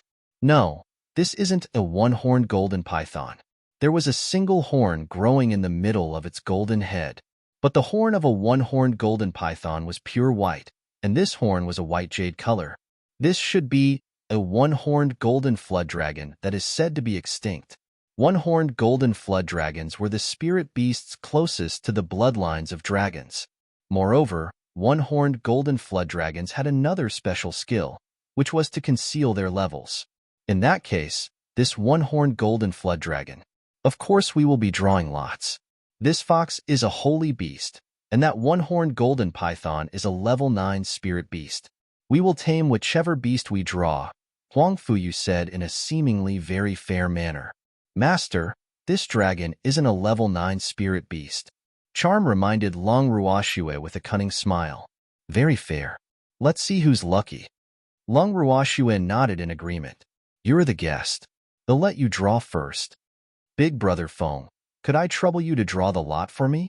She was too lazy to move. No problem. Big Brother Feng will definitely draw that level 9 spirit beast for you, Feng Moran promised. He walked directly to the box and drew a small piece of paper. Ink Fox. Feng Moran opened the paper and read the words on it in public. Alas, as expected, this Huang Fuyu really doesn't have good intentions. Long Ruoxue, looks like your luck isn't good enough. Huang Fuyu said complacently. Yes, it's not good enough. Congratulations, Princess, Long Ruoxue said somewhat flusteredly. Then let's begin the competition now. But the loser has to be punished, Huang Fuyu said with a scheming face. What punishment? The loser has to be the winner's servant. No matter what the winner wants you to do, you have to obey unconditionally, Huang Fuyu said. That's not a problem. But what I want to know is, if the beast taming is successful, who will the spirit beast belong to? Long Ruoxue asked lightly. She didn't want to waste her efforts for others. They will belong to whoever successfully tames them. Huang Fuyu was sure that Long Ruoxue couldn't tame a spirit beast, or else she wouldn't dare to say so. Princess, can you decide this? If you can't, then cancel the competition, Long Ruoxue provoked. Of course I can decide. Huang Fuyu roared angrily. It's good that you are in charge. I don't want any disputes in the future. I absolutely hate trouble, Long Ruoxue said lightly. Everyone, please bear witness for Ruoxue. Princess Huang Fuyu said that the spirit beasts will belong to whoever tames them. She then said to everyone in the hall, Long Ruoxue, what do you mean? You don't believe what this princess says? Huang Fuyu hollered in disbelief. I really don't believe it unless you write it in black and white, Long Ruoxue said very honestly. Good children should be honest. Okay, this princess will write it for you. Huang Fu Yu was a little unsettled. Why is Lung Ruoxue so troublesome? Someone, bring me a brush and paper. After finishing writing, Huang Fu Yu handed the note to a maidservant. The maidservant walked to Lung Ruoxue and handed the note to her, but Lung Ruoxue didn't take it. Lung Ruoxue, what do you want now? Nothing.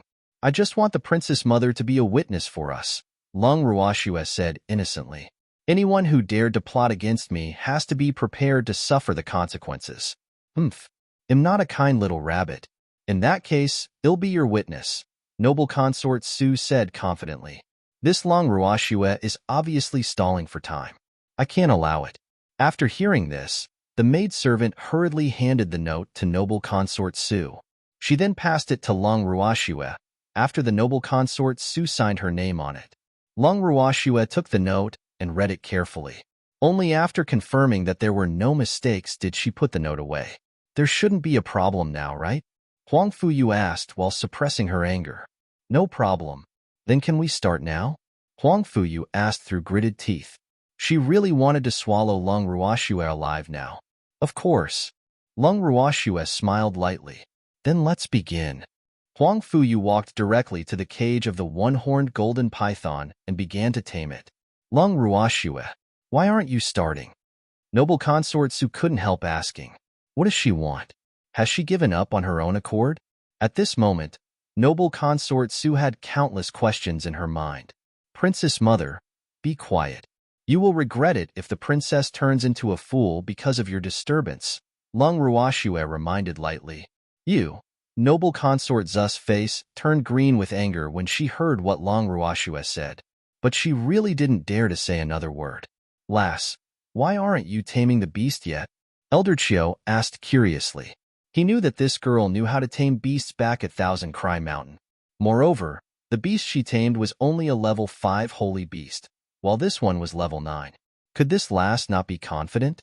Elder Chiu couldn't help letting his imagination run wild. Good things must wait. What's the rush? Lung Ruoxue said nonchalantly, as if the beast taming competition had nothing to do with her. Old man Chiu, don't be like a eunuch. As the saying goes, the emperor is not worried, but his eunuchs are. Lung Qingtian provoked. Are you calling me a eunuch? You old thing. You're asking for a beating. Elder Chiu roared, fuming with rage.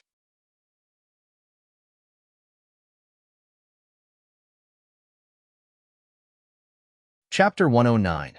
Stewing in One's Own Juice, 2. Can you beat me? I can't beat you. Woo. You're too much of a bully. Elder Chiu's eyes welled up with tears, as if he was about to cry. Unfortunately, no one cared. Elder Chiu, there's nothing wrong with being a eunuch. They are civil servants at least, Lung Ruoxue teased. What is a civil servant? Elder Chiu looked at Lung Ruoxue in confusion. Works for an emperor. Oh, I don't want to be a civil servant, Elder Chiu said seriously after thinking about it. Lung Ruoxue couldn't help laughing. Elder Chiu is really too cute. Teasing him for no reason is pretty fun. In the middle of the hall, Huang Fu Yu was taming a beast. But Lung Ruoxue sat in her seat like a spectator who had nothing to do with it, and she didn't have the slightest intention to move, causing everyone present to be endlessly puzzled.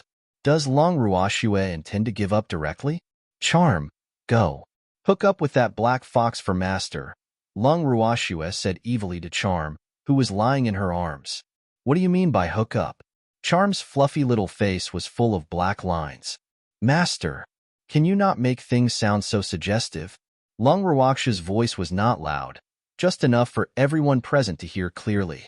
They were just like Charm and had black lines hanging on their heads. Is Lung Ruoxue planning to let her little pet beast go and hook up with the spirit beast? Charm's transformed appearance was really too cute, so no one thought that he was strong.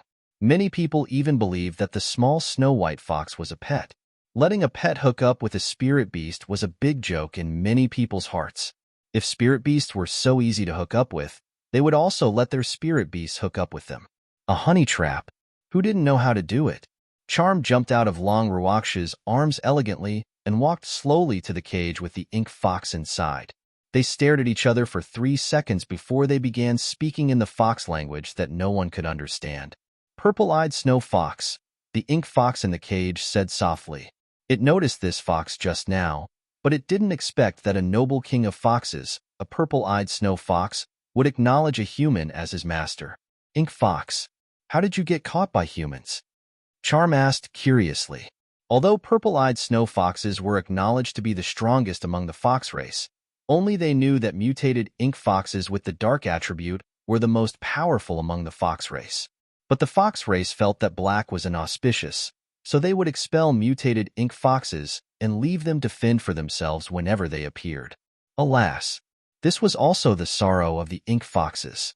Bored, the ink fox in the cage said indifferently. It had lived alone for too long and was very lonely. Its kind refused to accept it, so it would rather be captured by humans. In fact, its goal was very simple. It just wanted to find a partner and some warmth. But it had yet to find a human worthy of being its master, and no human could tame it.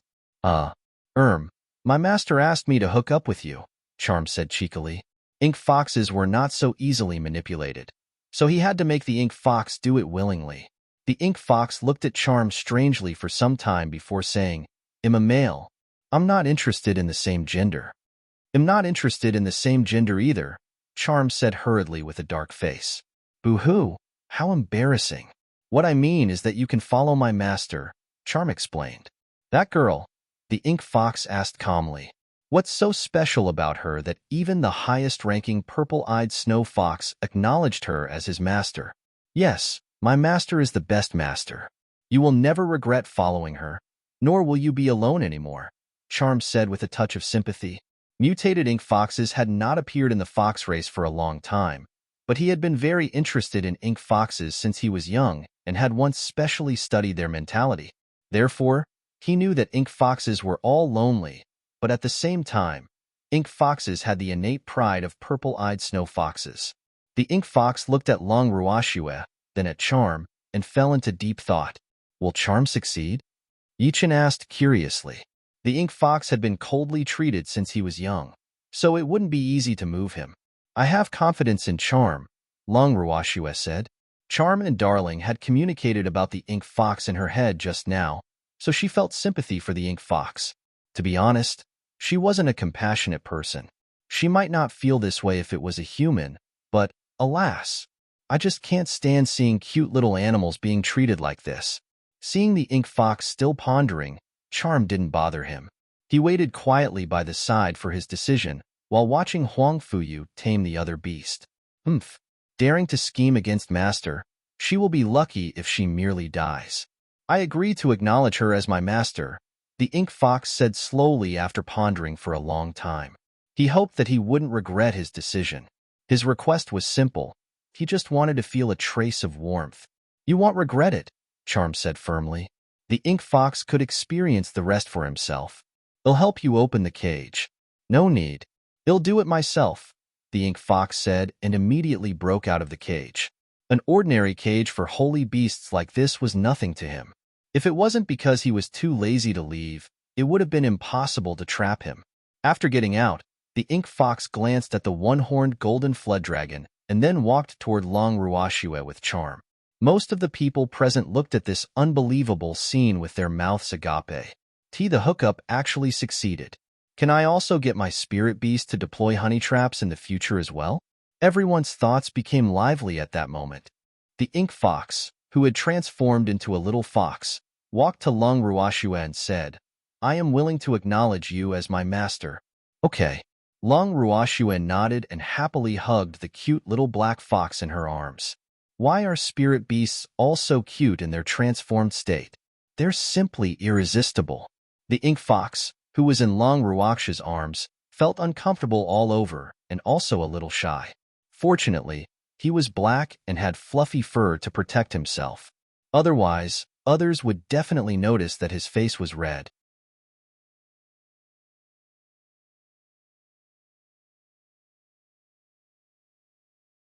Chapter 110. Stewing in One's Own Juice. 3. Don't be shy. My beloved master is easy to get along with, Darling said understandingly. I'm not shy, The exposed ink fox roared in anger. How could I be shy? I've been an adult for hundreds of years. Long Ruashue caressed the black fur of the fox to calm him down. Alas, what an awkward little fox. I'll name you Dazzle, Long Ruashue said after some thought.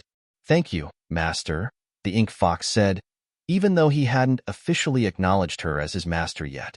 You can acknowledge me as your master after we leave this place. Okay, Dazzle nodded. Perhaps I really won't regret this decision. Master, that golden flood dragon. Dazzle opened his mouth, seemingly wanting to say something. What about it? Long Ruashue looked at Dazzle in confusion. Although flood dragons had the bloodlines of dragons, they were cold-blooded like snakes, and she had never liked snakes.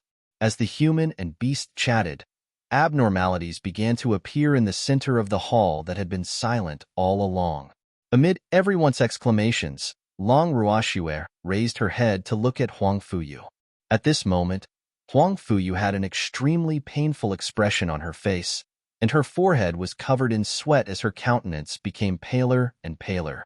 This was obviously a sign of backlash. Huang Fuyu's life would be over unless someone could tame this flood dragon. But even if someone were to tame the golden flood dragon now, although Huang Fuyu's life could be saved, she would still become a fool. As for the golden flood dragon in the cage, it was still very calm, as if this had nothing to do with it. This flood dragon is quite interesting, Long Ruashue thought while looking at the situation in front of her. When do you intend to make a move? Yichen asked in a low voice. Shuer won't just watch Huang Fuyu lose her life, right? There's no rush. Let's enjoy the show first. Of course she would help, but not now. Guards. Guards. Go to the Beast Trainer Association to look for Master Sui.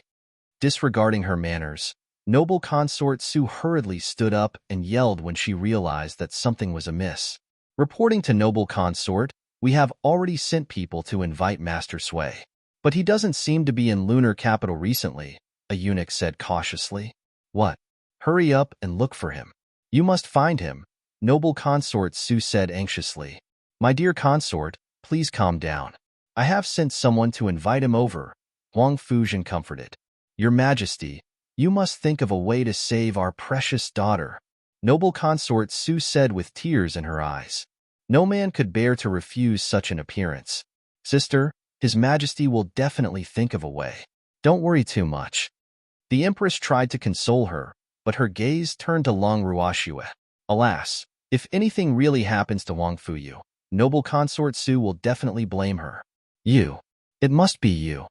What did you do? You must have harmed my Yuer. Suddenly, noble consort Su pointed at Long Ruashue as if she had gone mad. The hatred in her eyes made it seem as though she wanted to skin Long Ruashue alive. Am I the one who wanted to compete? Or am I the one who provided this spirit beast? Long Ruashue looked at noble consort Su mockingly. Then you must have done something?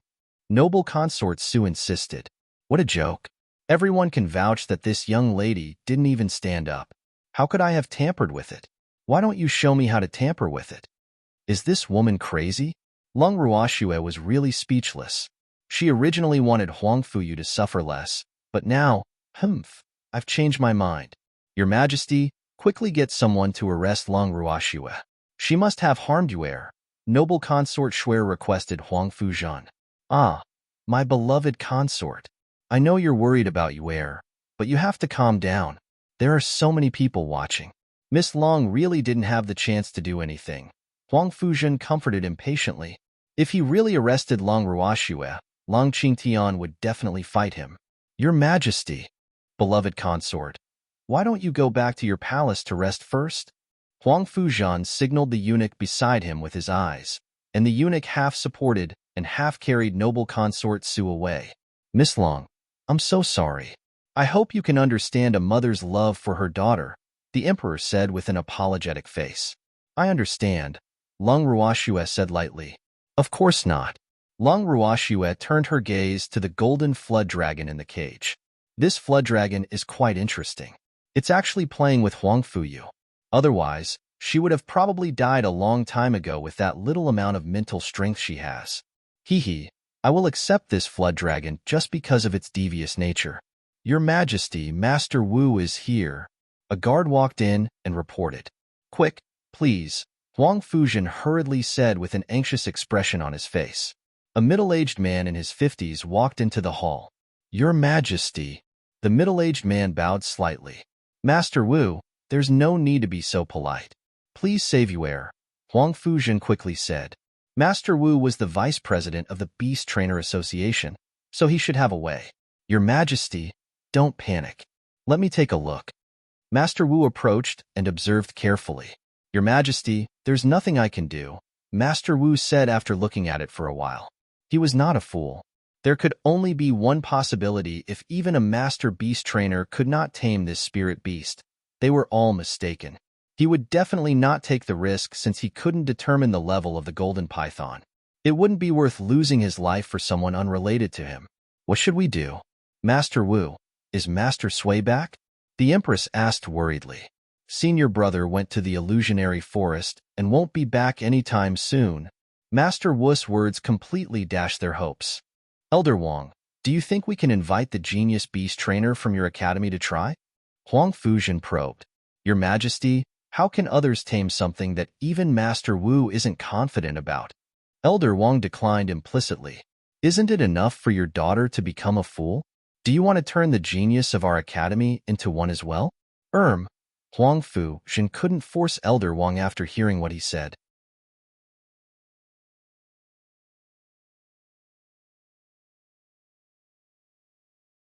Chapter 111. Stewing in One's Own Juice 4. Why don't you let my beast try? Lung Ruoxue suddenly said when she saw that it was about time. Okay, Huang Fuzhen said happily. Dazzle, go and hook up with that golden python for Master. Lung Ruoxue ordered indifferently. Master! Dazzle's face was full of black lines, and his eyes were full of hidden bitterness as he looked at his future and scrupulous master. Boo-hoo. I'm interested in that fellow. I don't want to hook up with it. But he had to listen to his master's orders. Dazzle mustered up his courage in front of everyone, walked to the cage enclosing the one-horned golden flood dragon, and looked resentfully at the calm flood dragon. Hey, my future master asked me to hook up with you. It was also similar to Charm's opening statement earlier, and it was said in the beast language. I'm not interested in male foxes, the flood dragon replied. I'm not interested in a male snake either, Dazzle said angrily. What an ungrateful stinky snake. You are the snake. Your whole family are snakes. The one-horned golden flood dragon hated being called a snake the most. How am I like a snake? Do snakes have scales as beautiful as mine? What a tasteless idiot. I am a fox and I don't have a family. Dazzle roared. He was really angry. Charm, what are they talking about? Lung Ruoxue couldn't help asking when she saw the two little beasts seemingly arguing. They're bickering. Charm's face was full of black lines. These two fellows. He would have beaten them up if not for the fact that he didn't want to expose his strength. They really made him worry.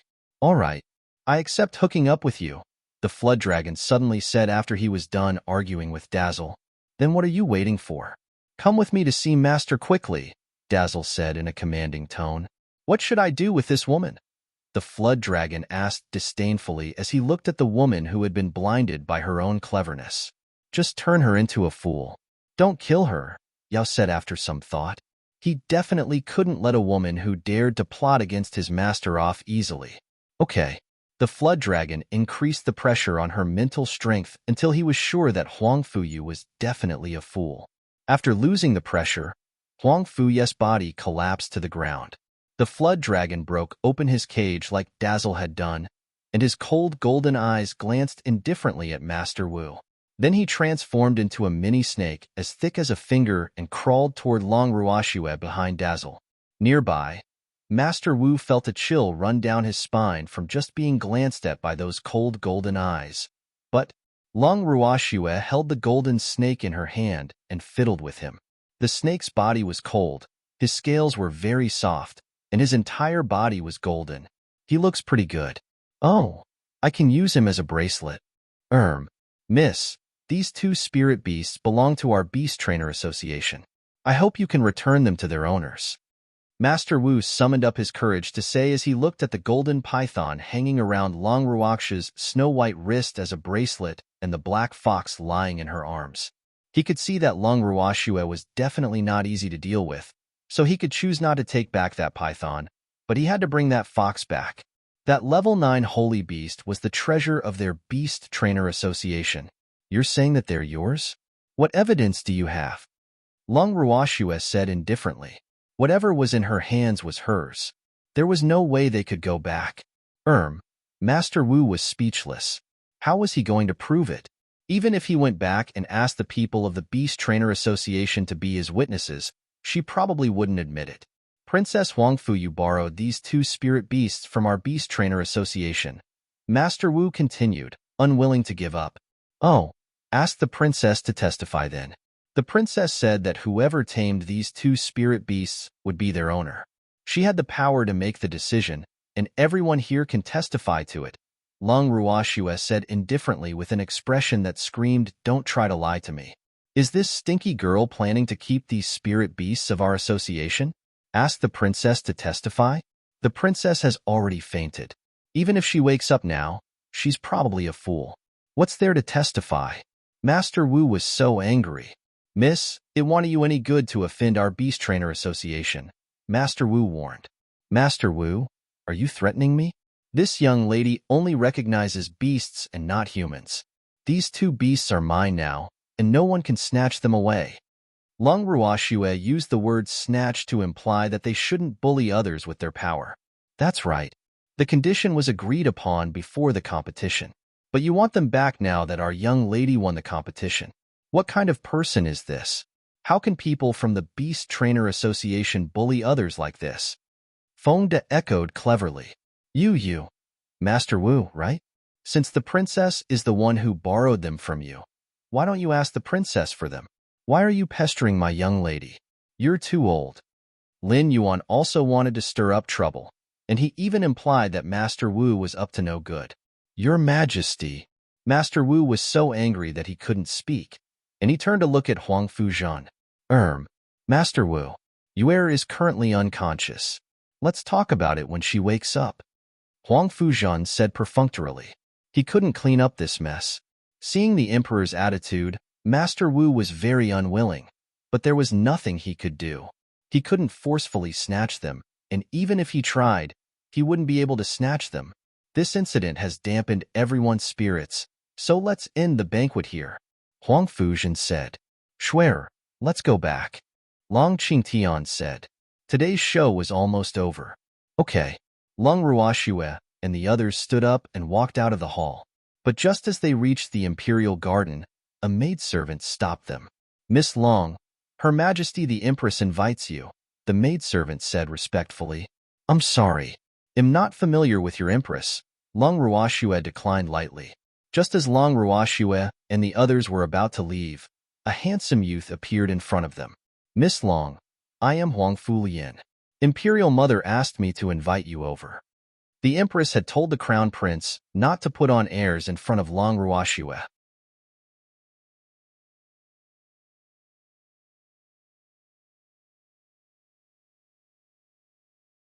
Chapter 112. Stewing in one's own juice. 5. Shuer, go. Long Qingtian said.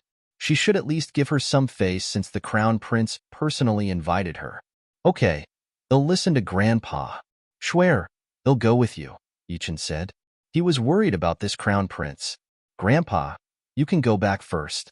There's no need to wait for us, Long Ruoxia said to her grandfather with a nod. Then she and Freak followed Huang Fulian to the Empress Palace, Phoenix Right Hall. At the Phoenix Right Hall, Imperial Mother, Miss Long is here, Huang Fulian said to the beautiful middle-aged woman sitting in Phoenix Right Hall. Welcome, Ruoxia. The beautiful middle-aged woman stood up and greeted her. Your Majesty, we don't seem to be so familiar? Long Ruoxia couldn't help asking. Is this Empress trying to get close to me? Your mother and I were very good friends, the Empress explained with a smile. When she first saw Long Ruoxia, she only felt that she was very beautiful and resembled an old friend. But she later found out that she really was the daughter of the old friend. I've never heard that my mother had a friend who is an empress, Lung Ruoxue said lightly, not knowing why the Empress called her here. When she was in the hall just now, the expression on the Empress' face clearly showed that she didn't know her. But now, she was actually trying to worm her way into being close with her. That's normal. Very few people know that your mother and I were friends, the Empress said nonchalantly. Oh, may I know why your Majesty wanted to see Ruoxue? Lung Ruoxue asked bluntly. I just want to remind you to be careful of noble consort Su. She won't let you off, the Empress said with concern on her beautiful face. Thank you for the reminder, Your Majesty. Ruoxue will be careful. If there's nothing else, we'll take our leave. Be careful on the road. I'll ask Lianer to send a carriage to see you off, the Empress said enthusiastically. There's no need. We have a spirit beast.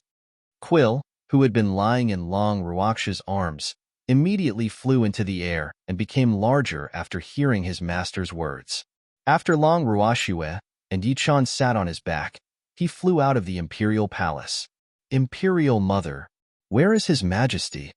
Imperial Father went to Huangfu Ye's chambers, Huangfu Lian said.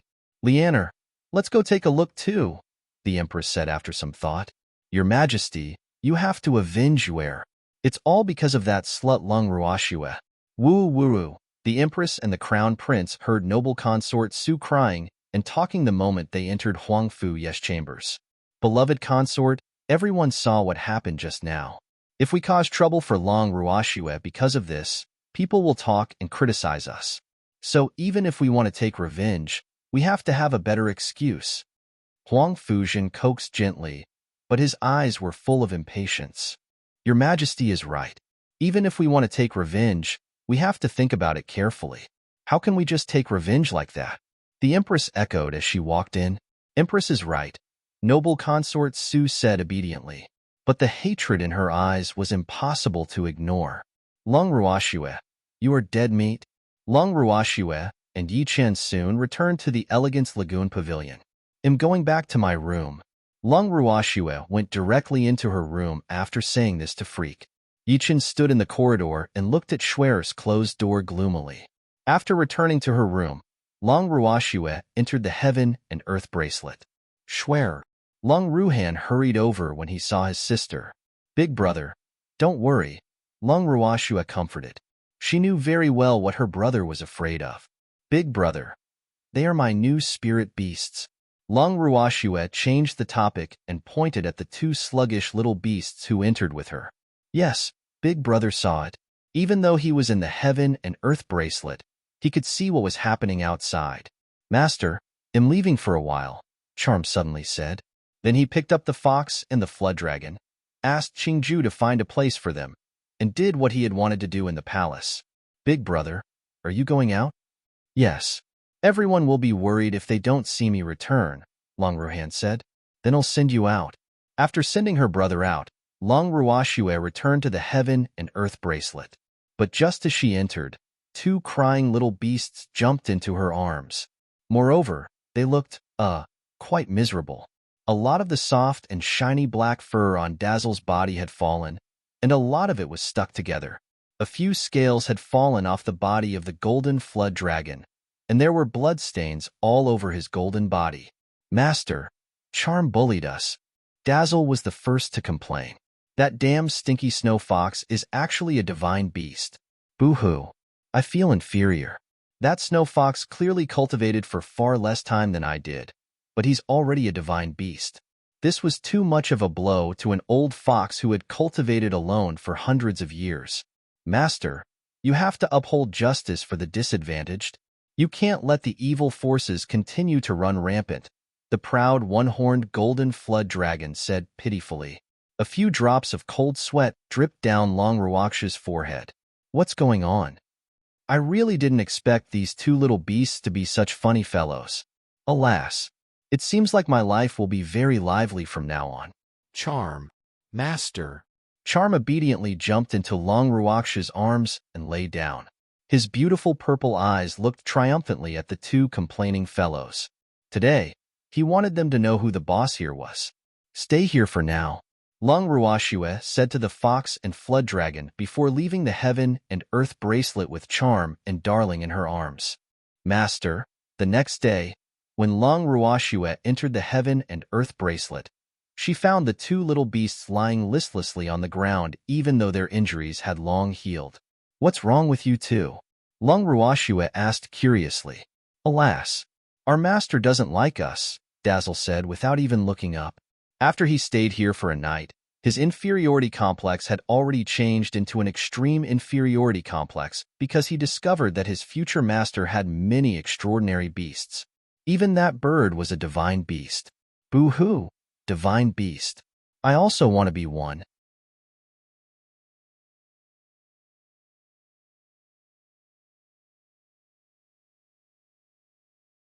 Chapter 113. Stewing in One's Own Juice, 6. Who said that? Long Ruoxue was puzzled.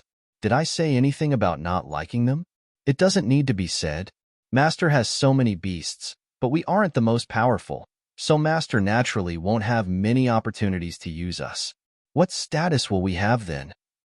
The one-horned golden flood dragon lowered his head in dejection. Woo-woo, I still don't have a name. Long Ruoxue couldn't help laughing out loud. How can these two beasts be so cute? They can actually think of something like this. What's so funny?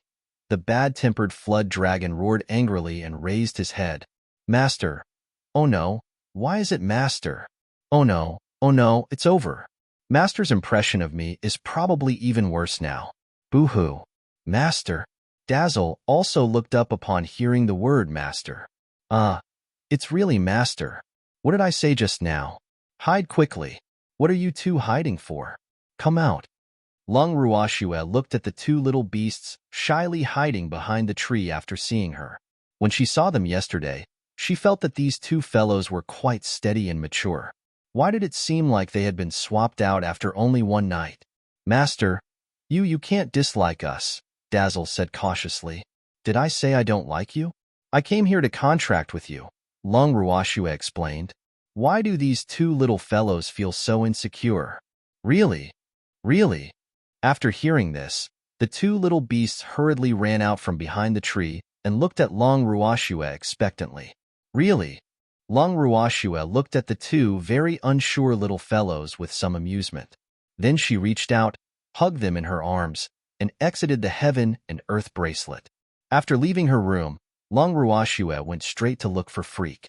I want to go out for a while, Long Ruoxue said directly to Freak after entering his room. Where? I want to go too. Freak's black and shiny beautiful eyes were full of anticipation. Then let's go. After notifying her grandfather, the two of them sat on Quill and left the Elegance Lagoon Pavilion. Quill, go to Thousand Cry Mountain. Yes, Master. After flying for about an hour, the two humans and three beasts arrived at Thousand Cry Mountain. Quill found a place with no one around to land.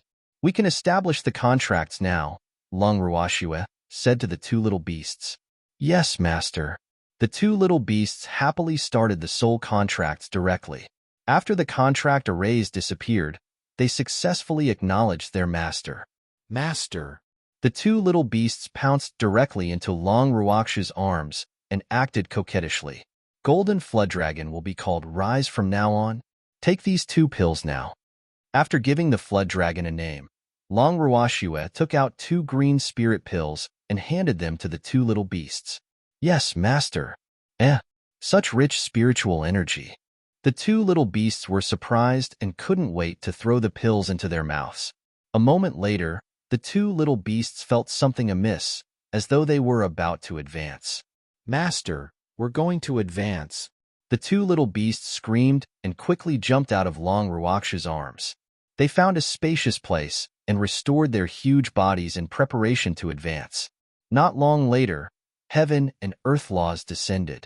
Even after the heaven and earth laws disappeared, the 2 little beasts were still in a daze. They became divine beasts. They became divine beasts so easily. The 2 little beasts looked at each other again and again. Yes, they were really divine beasts now. This was really unbelievable. They had both cultivated for hundreds of years, but they became divine beasts in such a short time. After the 2 beasts advanced, the spiritual energy in Long Ruoxue's body reached a peak. But unfortunately, she still didn't feel any signs of breaking through. Master. After the two beasts finally believed that they had become divine beasts, they happily jumped into Long Ruaksha's arms and rubbed against her. But their behavior thoroughly offended someone who suspected them of taking advantage of her. "Are you two done?" The two little beasts were thrown out with a furious roar. "Whoa, whoa, Master, he bullied us." After being thrown far away, the two little beasts crawled back and complained aggrievedly. "Freak, what are you doing?" Long Ruashua asked in confusion. Is Freak jealous of the two little beasts? "These two little things were taking advantage of you," Freak complained with tears in his eyes. "Boo-hoo, I haven't even enjoyed this benefit yet, but the spirit beasts beat me to it." At this moment, Freak felt extremely unbalanced in his heart. "Freak, aren't you thinking too much? They are just two spirit beasts," Long Ruashua said helplessly. "They are already divine beasts and can transform into humans." Freak exposed the two little beasts' scheme. "Yes, why didn't you two transform into human form?" Long Ruashua asked curiously. Erm, we are too used to being spirit beasts and didn't react for a while. Moreover, we are strongest in our beast form," Dazzle explained. What he said was the truth. The two of them were really not mentally prepared at all for the advancement to divine beast. After the advancement, they were so excited that they forgot they could transform into human form. Moreover, as beasts, they could still occupy the arms of their master. Hee. "Beloved master, your darling also wants to advance." Woo. At this moment, Darling in the Heaven and Earth bracelet lost his composure. The other two advanced to divine beasts, but he was still only a level 8 holy beast now. Boo-hoo. This is too much of a blow. He felt so sad and so inferior. "I told you to cultivate properly time and again. Now you're anxious, huh?" Long Ruashua pretended to scold him. "Beloved master, you can't dislike your darling," Darling said aggrievedly. He just wanted to stay with his master. Cultivation was too boring. "I don't dislike you. Since you want to advance, I'll get Qingju to find a place for you to cultivate. Come out when you advance to level 9 holy beast," Long Ruashua said. "Beloved master, you mustn't forget Darling," Darling said worriedly.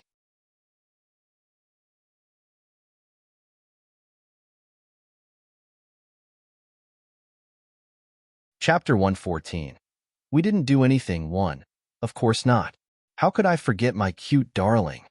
Long Ruashua promised. Then your darling will cultivate. Cultivate diligently. After arranging Darling's matter, Long Ruashua saw Freak looking at her with resentment. She smiled helplessly. "What? Are you really jealous of the spirit beasts?" "Can I be jealous?" Freak said aggrievedly. "Yesterday, Schwer ignored me because of these two little beasts." Boo-hoo. Yes, you can." Long Ruashua coaxed. There was nothing she could do about him. Freak loved to pretend to be pitiful, and it always made her unable to steal her heart. Alas, am I really going to be manipulated by him? No, I have to think of a way. That's more like it, Freak said with satisfaction. If this little thing dared to say no, I would have had to run away from home. Let's go back. Long Ruashua said while looking at the time. Why are we going back so early? Let's stay for a while. Freak didn't want to go back so early. Tomorrow is the individual competition. We have to go back and prepare. What's there to prepare? Freak said nonchalantly. In fact, they had all discussed it today, but only hid it from Schwer. Then why are we staying here? They had just left this place a few days ago, and there was really nothing better to do here. A date. We haven't been on a date for a long time, Freak said pitifully. A date. Long Ruaksha's forehead dripped with sweat. What does Freak mean? Have we been on a date before? Why can't I remember? Yes. You have to go on a date with me. You're my fiancé, so we have to go on a date. Freak emphasized. Okay then, how do you want to go on the date? Long Ruashua coaxed. There's something wrong with Freak today. Let's find a quiet place. Freak said suggestively. What do you want to do? Long Ruashua looked at him cautiously. I don't want to do anything. I just want to find a place where no one will disturb us. Freak felt wronged. How could Schwer misunderstand me? I'm such a pure child. Isn't there no one here? Where else could there be? But there are beasts here. Why don't you put them away? Freak pointed at the two eyesores. Long Ruoxue looked at the two beasts not far away, who were looking at her with tears in their eyes. All right. After thinking about it, Long Ruoxue got the two beasts to enter the heaven and earth bracelet. Alas, does this count as choosing a man over beasts? Put Quill away too. Freak continued. All right. Long Ruoxue obediently got Quill to enter the bracelet as well. Freak should be satisfied now. That's more like it. Seeing how cooperative Schwer was, Freak was very satisfied. His depressed mood finally improved a little. The two of them found a place to sit down, but no one spoke for a while. Hey, when are you going to stop? Long Ruoxue couldn't stand being stared at so intently by Freak. I want to look at you forever, Freak said lovingly, his bright black eyes hiding tenderness. Don't look at me like that. I can't get used to it. Long Ruoxue's heart was racing. Damn it. What's wrong with me? It's not like no one has looked at me this way before. No, I have to calm down. Let's go back. Freak said when he saw that he had achieved his goal. He knew that he shouldn't force Schwer too much, or she would definitely resist. It was better to stop at the right time. Let's head back. Long Ruoxue said as she calmed her breathing and let Quill out. When they returned to Elegance Lagoon Pavilion, it was already past lunchtime. They had some food in the restaurant downstairs and then went straight to the reception room. Grandpa, Elder Chio, you're back. Where did you go? Lung Qingtian couldn't help asking curiously. We went to the Thousand Cry Mountain, Lung Ruoxue explained simply. All done. Lung Qingtian knew that Schwer had gone to the Thousand Cry Mountain for the advancement of the two little beasts. Done. There shouldn't be much today, right? Lung Ruoxue asked. Some people from the Beast Trainer Association just came. They wanted to invite you to discuss in detail, Elder Chio said. Alas, this Beast Trainer Association is also big trouble. There's nothing to talk about. I've already contracted those two spirit beasts, Lung Ruoxue said.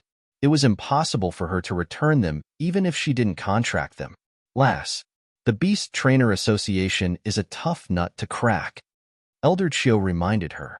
The people from the Beast Trainer Association were not very strong, but many powerhouses were counting on the Beast Trainer Association to tame spirit beasts for them, so they had to listen to whatever the Beast Trainer Association said.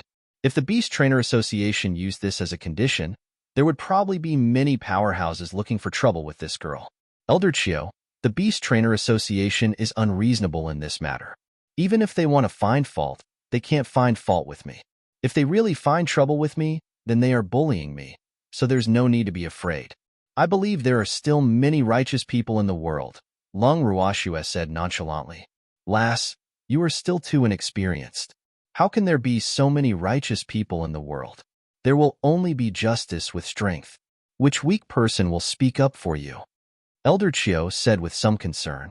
To put it bluntly, in this world, the strong were respected, and whoever had a harder fist was justice.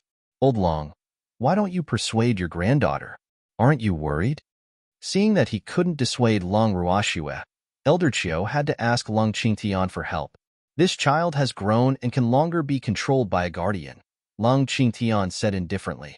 His precious granddaughter had several divine beasts, and he was a spiritual supremacy with a divine beast. Whoever wanted to come to their death could come. This was something unstoppable. You two are really calm. Looks like I'm old. Elder Chio said with emotion. Lung Ruoxue and the others couldn't help laughing after hearing what Elder Chio said. What's so funny? Elder Chio roared with widened eyes.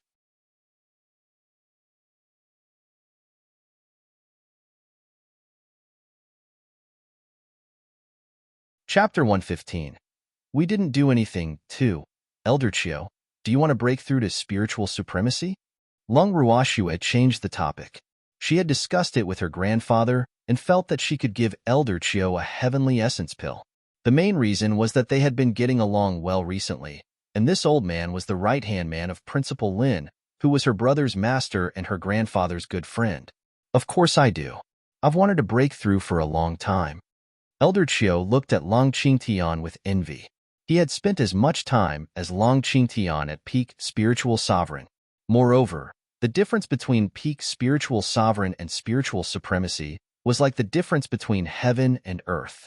Elder Chiu, take this and you can advance. Long Ruoxue took out a white pill and handed it to Elder Chiu. Really? So magical? Elder Chiu took the pill doubtfully and smelled it. It smells so good. Of course it's true. I ate this to advance, Long Qingtian said. After hearing this, Elder Chiu immediately threw the pill into his mouth without thinking. But soon, he felt that something was amiss.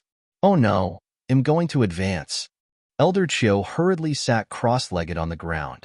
You damn old thing. Who asked you to eat it here? Long Qingtian roared and set up a barrier to prevent Elder Chiu from being disturbed. Then he retreated outside the reception room with Schwer and the others to guard him. What's wrong? What happened? The commotion caused by Elder Chiu attracted a lot of people, including people from the Rising Dragon Academy, the Flying Bird Academy, and even many families in Lunar Capital. Nothing. Elder Chiu is merely advancing, Long Ruoxue said indifferently. The commotion caused by someone advancing to spiritual supremacy is extraordinary. It actually attracted so many people. Merely advancing. Everyone present had a few drops of cold sweat on their foreheads. If they remembered correctly, Elder Chiu should be at peak spiritual sovereign. Wouldn't he be a spiritual supremacy if he advanced? A spiritual supremacy. He would become one of the top powerhouses on the Lingfeng continent. After all, there was no spiritual deity on the Lingfeng continent now. They were so envious. About half an hour later, the heaven and earth laws slowly dissipated. After a while, Elder Chiu emerged from the reception room, looking refreshed and elated. Elder Chiu, congratulations. Congratulations. Everyone present simultaneously congratulated Elder Chiu. Hee, just luck. Elder Chiu said with a smile. He didn't dare to say that he advanced because Ruoxue gave him a small pill. Otherwise, Old Man Long would eat him alive. Moreover, he was also afraid of causing Ruoxue trouble. How heaven-defying must it be to be able to advance to spiritual supremacy with just a pill? That's because Elder Chiu is lucky. We don't have such luck, Elder Wang said enviously. He also wanted to advance. Boo-hoo. Hee. Elder Wang, don't be anxious. You will have a chance to. Elder Chiu comforted him happily. After Elder Chiu exchanged pleasantries with them, these people gradually dispersed. After sending everyone off, Elder Chiu wiped the sweat off his head. Those people were really too enthusiastic. If he hadn't used tomorrow's competition as an excuse, they would still be reluctant to leave. Elder Chiu, how does it feel to be a celebrity? Feng De asked with a smile when he saw that everyone had left. So tiring. Now he finally knew why the girl liked to keep a low profile. Not just anyone could be a celebrity. Elder Chiu, it's getting late. Let's talk about tomorrow's matches. Long Ruoxue walked over. Oh, right. The finals of the individual competition are tomorrow. Come in. Elder Chiu walked into the reception room first. After Long Ruoxue and the others entered the reception room and sat down, Elder Chiu specially cleared his throat before speaking. Lass, I won't say any words of thanks. If you need my help in the future, just let me know. Qiu Chong looked at Long Ruoxue gratefully. He really didn't know how to repay such a big favor. Okay. Long Ruoxue nodded. From tomorrow onward, the finals of the individual competition will officially begin. On each match day, there will be a redraw to decide your opponents, so there is no way to know who you're facing beforehand. But each of you only has 9 opponents in total, so it's best if you have some understanding of each person's characteristics before the start of the finals. Elder Chiu continued very seriously and introduced the situations of the other opponents to them one by one. By the time Elder Chiu finished introducing the opponents, it was almost time for dinner. After dinner, Long Ruoxue and the others went to bed early. Late at night, Long Ruoxue was sleeping soundly on the bed with a little white fox sleeping soundly in her arms. A man in black with a cold gaze was standing by her bedside and holding a saber in his hand. The blade was cold and intimidating and contained spiritual power. And under the moonlight, the saber tip left traces of light on the bed. The man in black raised the saber in his hand and slashed at Long Ruoxue. Suddenly, a white ray of cold light froze the man in black into ice, and the saber in his hand fell to the ground with a clang. What's the matter, Schwer? Freak and the others heard the sound and rushed in. At this moment, Long Ruashue had already sat up on the bed. Her clothes were neat, and there was no sign of her sleeping at all. Nothing, just a fly, Long Ruashue said nonchalantly. In fact, she had not been sleeping at all. She happened to be cultivating in the heaven and earth bracelet just now, and later, she sensed that someone was sneaking around, so she cooperated. But she still unexpectedly alarmed Freak, her grandfather, and the others. Charm, is he dead? Yichen looked at the man in black, who had frozen into ice. Not yet. He knew what to do. How could he let this person die so easily? Unfreeze him. I want to interrogate him, Yichen said. Okay, let me do it, Long Ruashue said lightly. It's just thawing, isn't it? I can do it too. Master. Charm was speechless as he looked at the block of ice with pity. People who offend Master won't have a good end.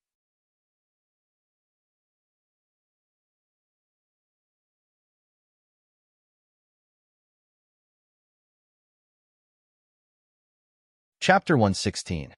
We didn't do anything.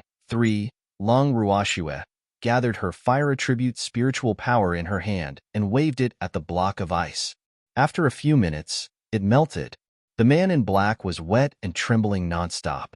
At this moment, the two spiritual powers of fire and ice were fighting in the man in black's body, both wanting to obtain the upper hand. Lung Qingtian stepped forward and pulled down the mask on the man in black's face.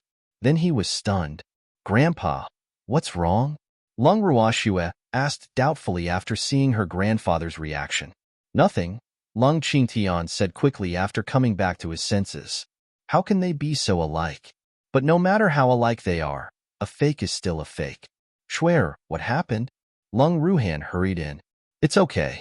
Big brother doesn't have to worry, Lung Ruashue hurriedly comforted. She had actually startled her brother. That's good. Lung Ruhan turned his head and saw the black-clothed man's face. He couldn't help exclaiming, Dad. Lung Ruhan's address of Dad attracted everyone's attention. Big brother. What did you call him? Lung Ruashue thought she had heard wrong. But after seeing the others' reactions, she was sure that she hadn't heard wrong. It's nothing. I saw wrong. But this man resembles Dad, Lung Ruhan explained. Who are you? Lung Ruashue asked the man in black, whose face was alternating between red and white. This man in black was about 40 years old, good-looking, and indeed resembled her brother in some ways. No wonder Big Brother was mistaken. Grandpa must have thought that he was his son just now too. I'm the one who came to take your life. The man in black looked at Long Ruashue with eyes full of hatred. You? If I'm not mistaken, noble consort Su sent you. Lung Ruashue said with certainty. Probably no one else other than noble consort Su would command an advanced spiritual sovereign to be an assassin. Moreover, this man resembled her father so much. No, I don't know any noble consort Su, the man in black denied. Whether you admit it or not isn't important to me. Since noble consort Su was willing to send you here, I'm sure you're just an unimportant substitute for her, Lung Ruashue said with some pity. I'm not a substitute. I'm not a substitute. The man in black roared furiously. I know no one is willing to be someone else's substitute, but you're doing it willingly. Who can you blame? Lung Ruashue continued to provoke him. I said I'm not a substitute. The man in black yelled, somewhat emotionally unstable. Grandpa, let him go. Lung Ruashue knew that she had achieved her goal. Okay. He believed that Schwer had her reasons for doing so. Leave. On account of you looking so much like my son, I won't kill you this time. But you'll be dead next time. Lung Qingtian added oil to the fire. Schwer, why didn't you kill him? Lung Qingtian asked unpleasantly after the man in black left. In his opinion, directly killing such a person would save a lot of trouble. Because I want to use him to restrain noble consort Su and let these dogs fight each other, Lung Ruashue explained. After returning from the last banquet, she had asked her grandfather in detail about what had happened back then. Moreover, she had phoned to investigate it and learned some relatively secret things. Schwer, are you sure that person is related to noble consort Su? Lung Qingtian asked while suppressing his anger. Su Liana really wants to haunt us. Yes. Noble consort Su doesn't only have people like him by her side. It's just that they don't know of each other's existence, Long Ruoshua said. She knew that there were a few people by noble consort Zu's side who looked a lot like her father. But if it weren't for her brother calling him Dad, she wouldn't have been too sure that this person was related to noble consort Su. After all, she had no impression of the father of this body at all. Swear, the Su family isn't easy to deal with. We should, Grandpa. Don't worry. I don't intend to deal with the Su family now. It's never too late to take revenge. It's been so many years, so we can wait. Long Ruoshua tried to calm him down. She was not an impulsive person, so she wouldn't do anything unless she was absolutely sure. That's good. Long Qingtian felt relieved after hearing Shuer's words. Grandpa, go back to your room and sleep. Okay, we're going back. Be careful. Long Qingtian reminded her worriedly. Okay, why are you still here? Long Ruoshua saw that the others had left, but Freak had no intention of leaving. I want to stay behind to protect my fiancé, Freak said matter-of-factly. What a great opportunity to be a hero and save the beauty. Too bad it was the fox who actually got lucky. Alas, he was depressed. I can protect myself. Go back to your room and sleep. She couldn't let Freak stay in her room. Otherwise, she wouldn't be able to clear her name even if she jumped into the Yellow River. I don't want to. With that, Freak took out a blanket from his ring, spread it on the ground, and lay directly on it. But he kept muttering in his heart, "Have pity on me. The ground is very cold." Unfortunately, he had miscalculated. Seeing that she couldn't chase him away, Long Ruoshua ignored him and laid on the bed in her clothes. She fell asleep in no time. Freak had a sleepless night listening to Shuer's sound breathing. Alas, the plot failed. Long Ruoshua woke up early the next morning. She turned her head and saw a resentful, handsome face. His bright black eyes seemed to be welling with tears, and there were 2 dark circles under his eyes. Upon seeing Freak like this, she was at a loss. What does Freak want? When they walked out of the room, Long Qingtian and the others, who were already waiting in the corridor, looked at them strangely and ambiguously. It made Long Ruoshua uncomfortable all over. Grandpa, don't be mistaken. We didn't do anything. She instantly felt regretful. Didn't I just reveal what I wanted to hide? She turned her head and glared at Freak.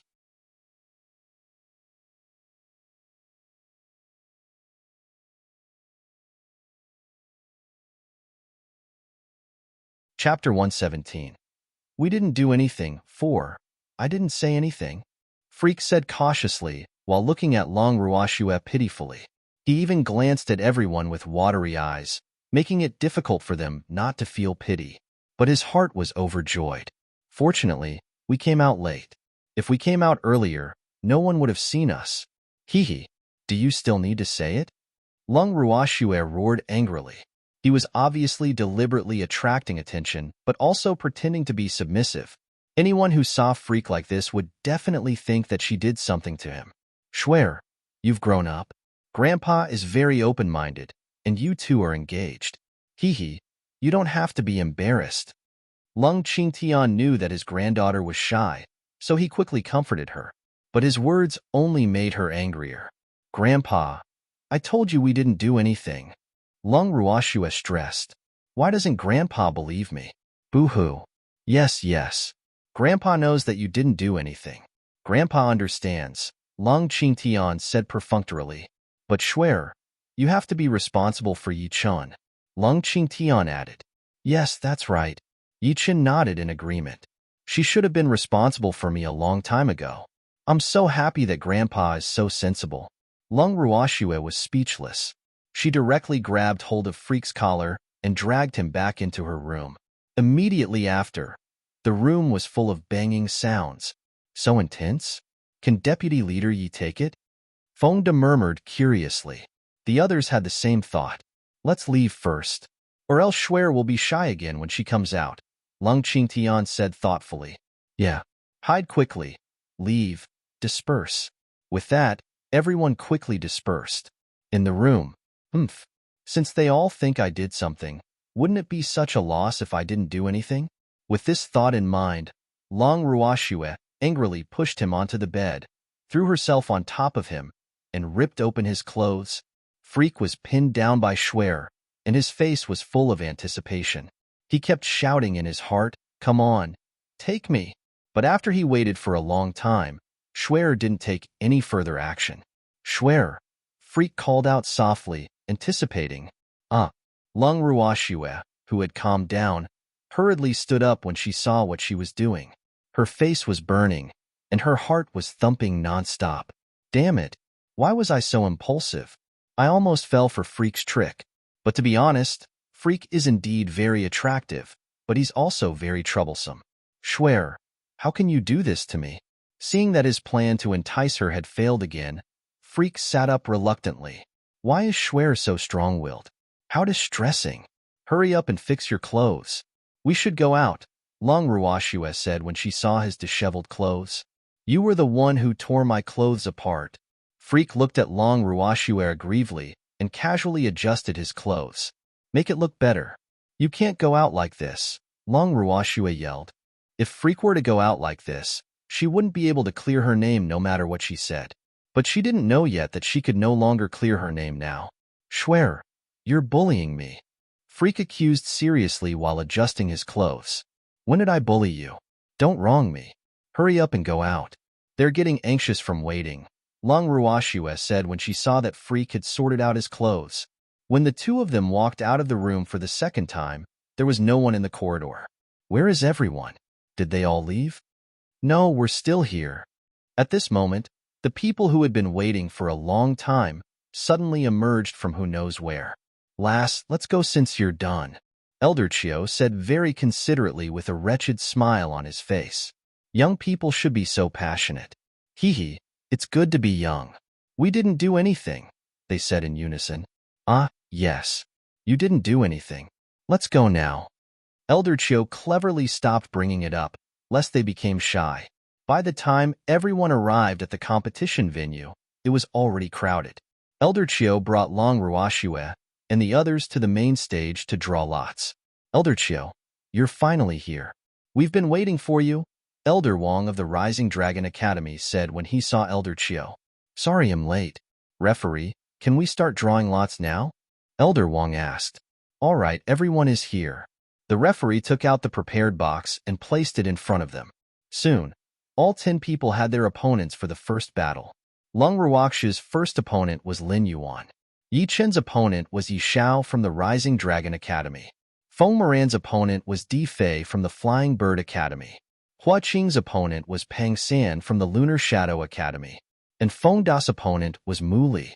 When it was time for the matches, the referees gave the order, and the battles officially began. In the first match of the individual competition, Feng Da and Mu Li were the first to go on stage. After going on stage, Feng Da chose to admit defeat, and Mu Li won without even fighting. Lung Ruoxue and Lin Yuan were the second to go on stage. After going on stage, Lin Yuan also chose to admit defeat. This way, there were only 3 of the first day's 5 matches left. Hey, what's going on? Why did they admit defeat so quickly? Someone below the stage couldn't help whispering. Is this a strategy of the Heavenly Phoenix Academy?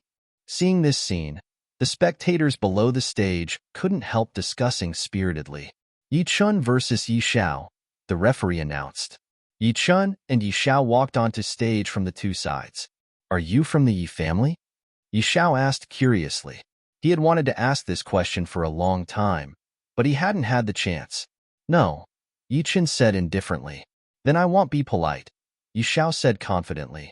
If he were a member of the Yi family, he might have shown mercy. You're tuning in to the Romance Rendezvous YouTube channel. We're so grateful for your support, and don't forget to subscribe to join us on this incredible journey through captivating stories. Your generosity through donations truly makes a world of difference, as it's the primary source of revenue that allows me to expand and enhance this channel for you. Thank you from the bottom of my heart for being a part of this adventure.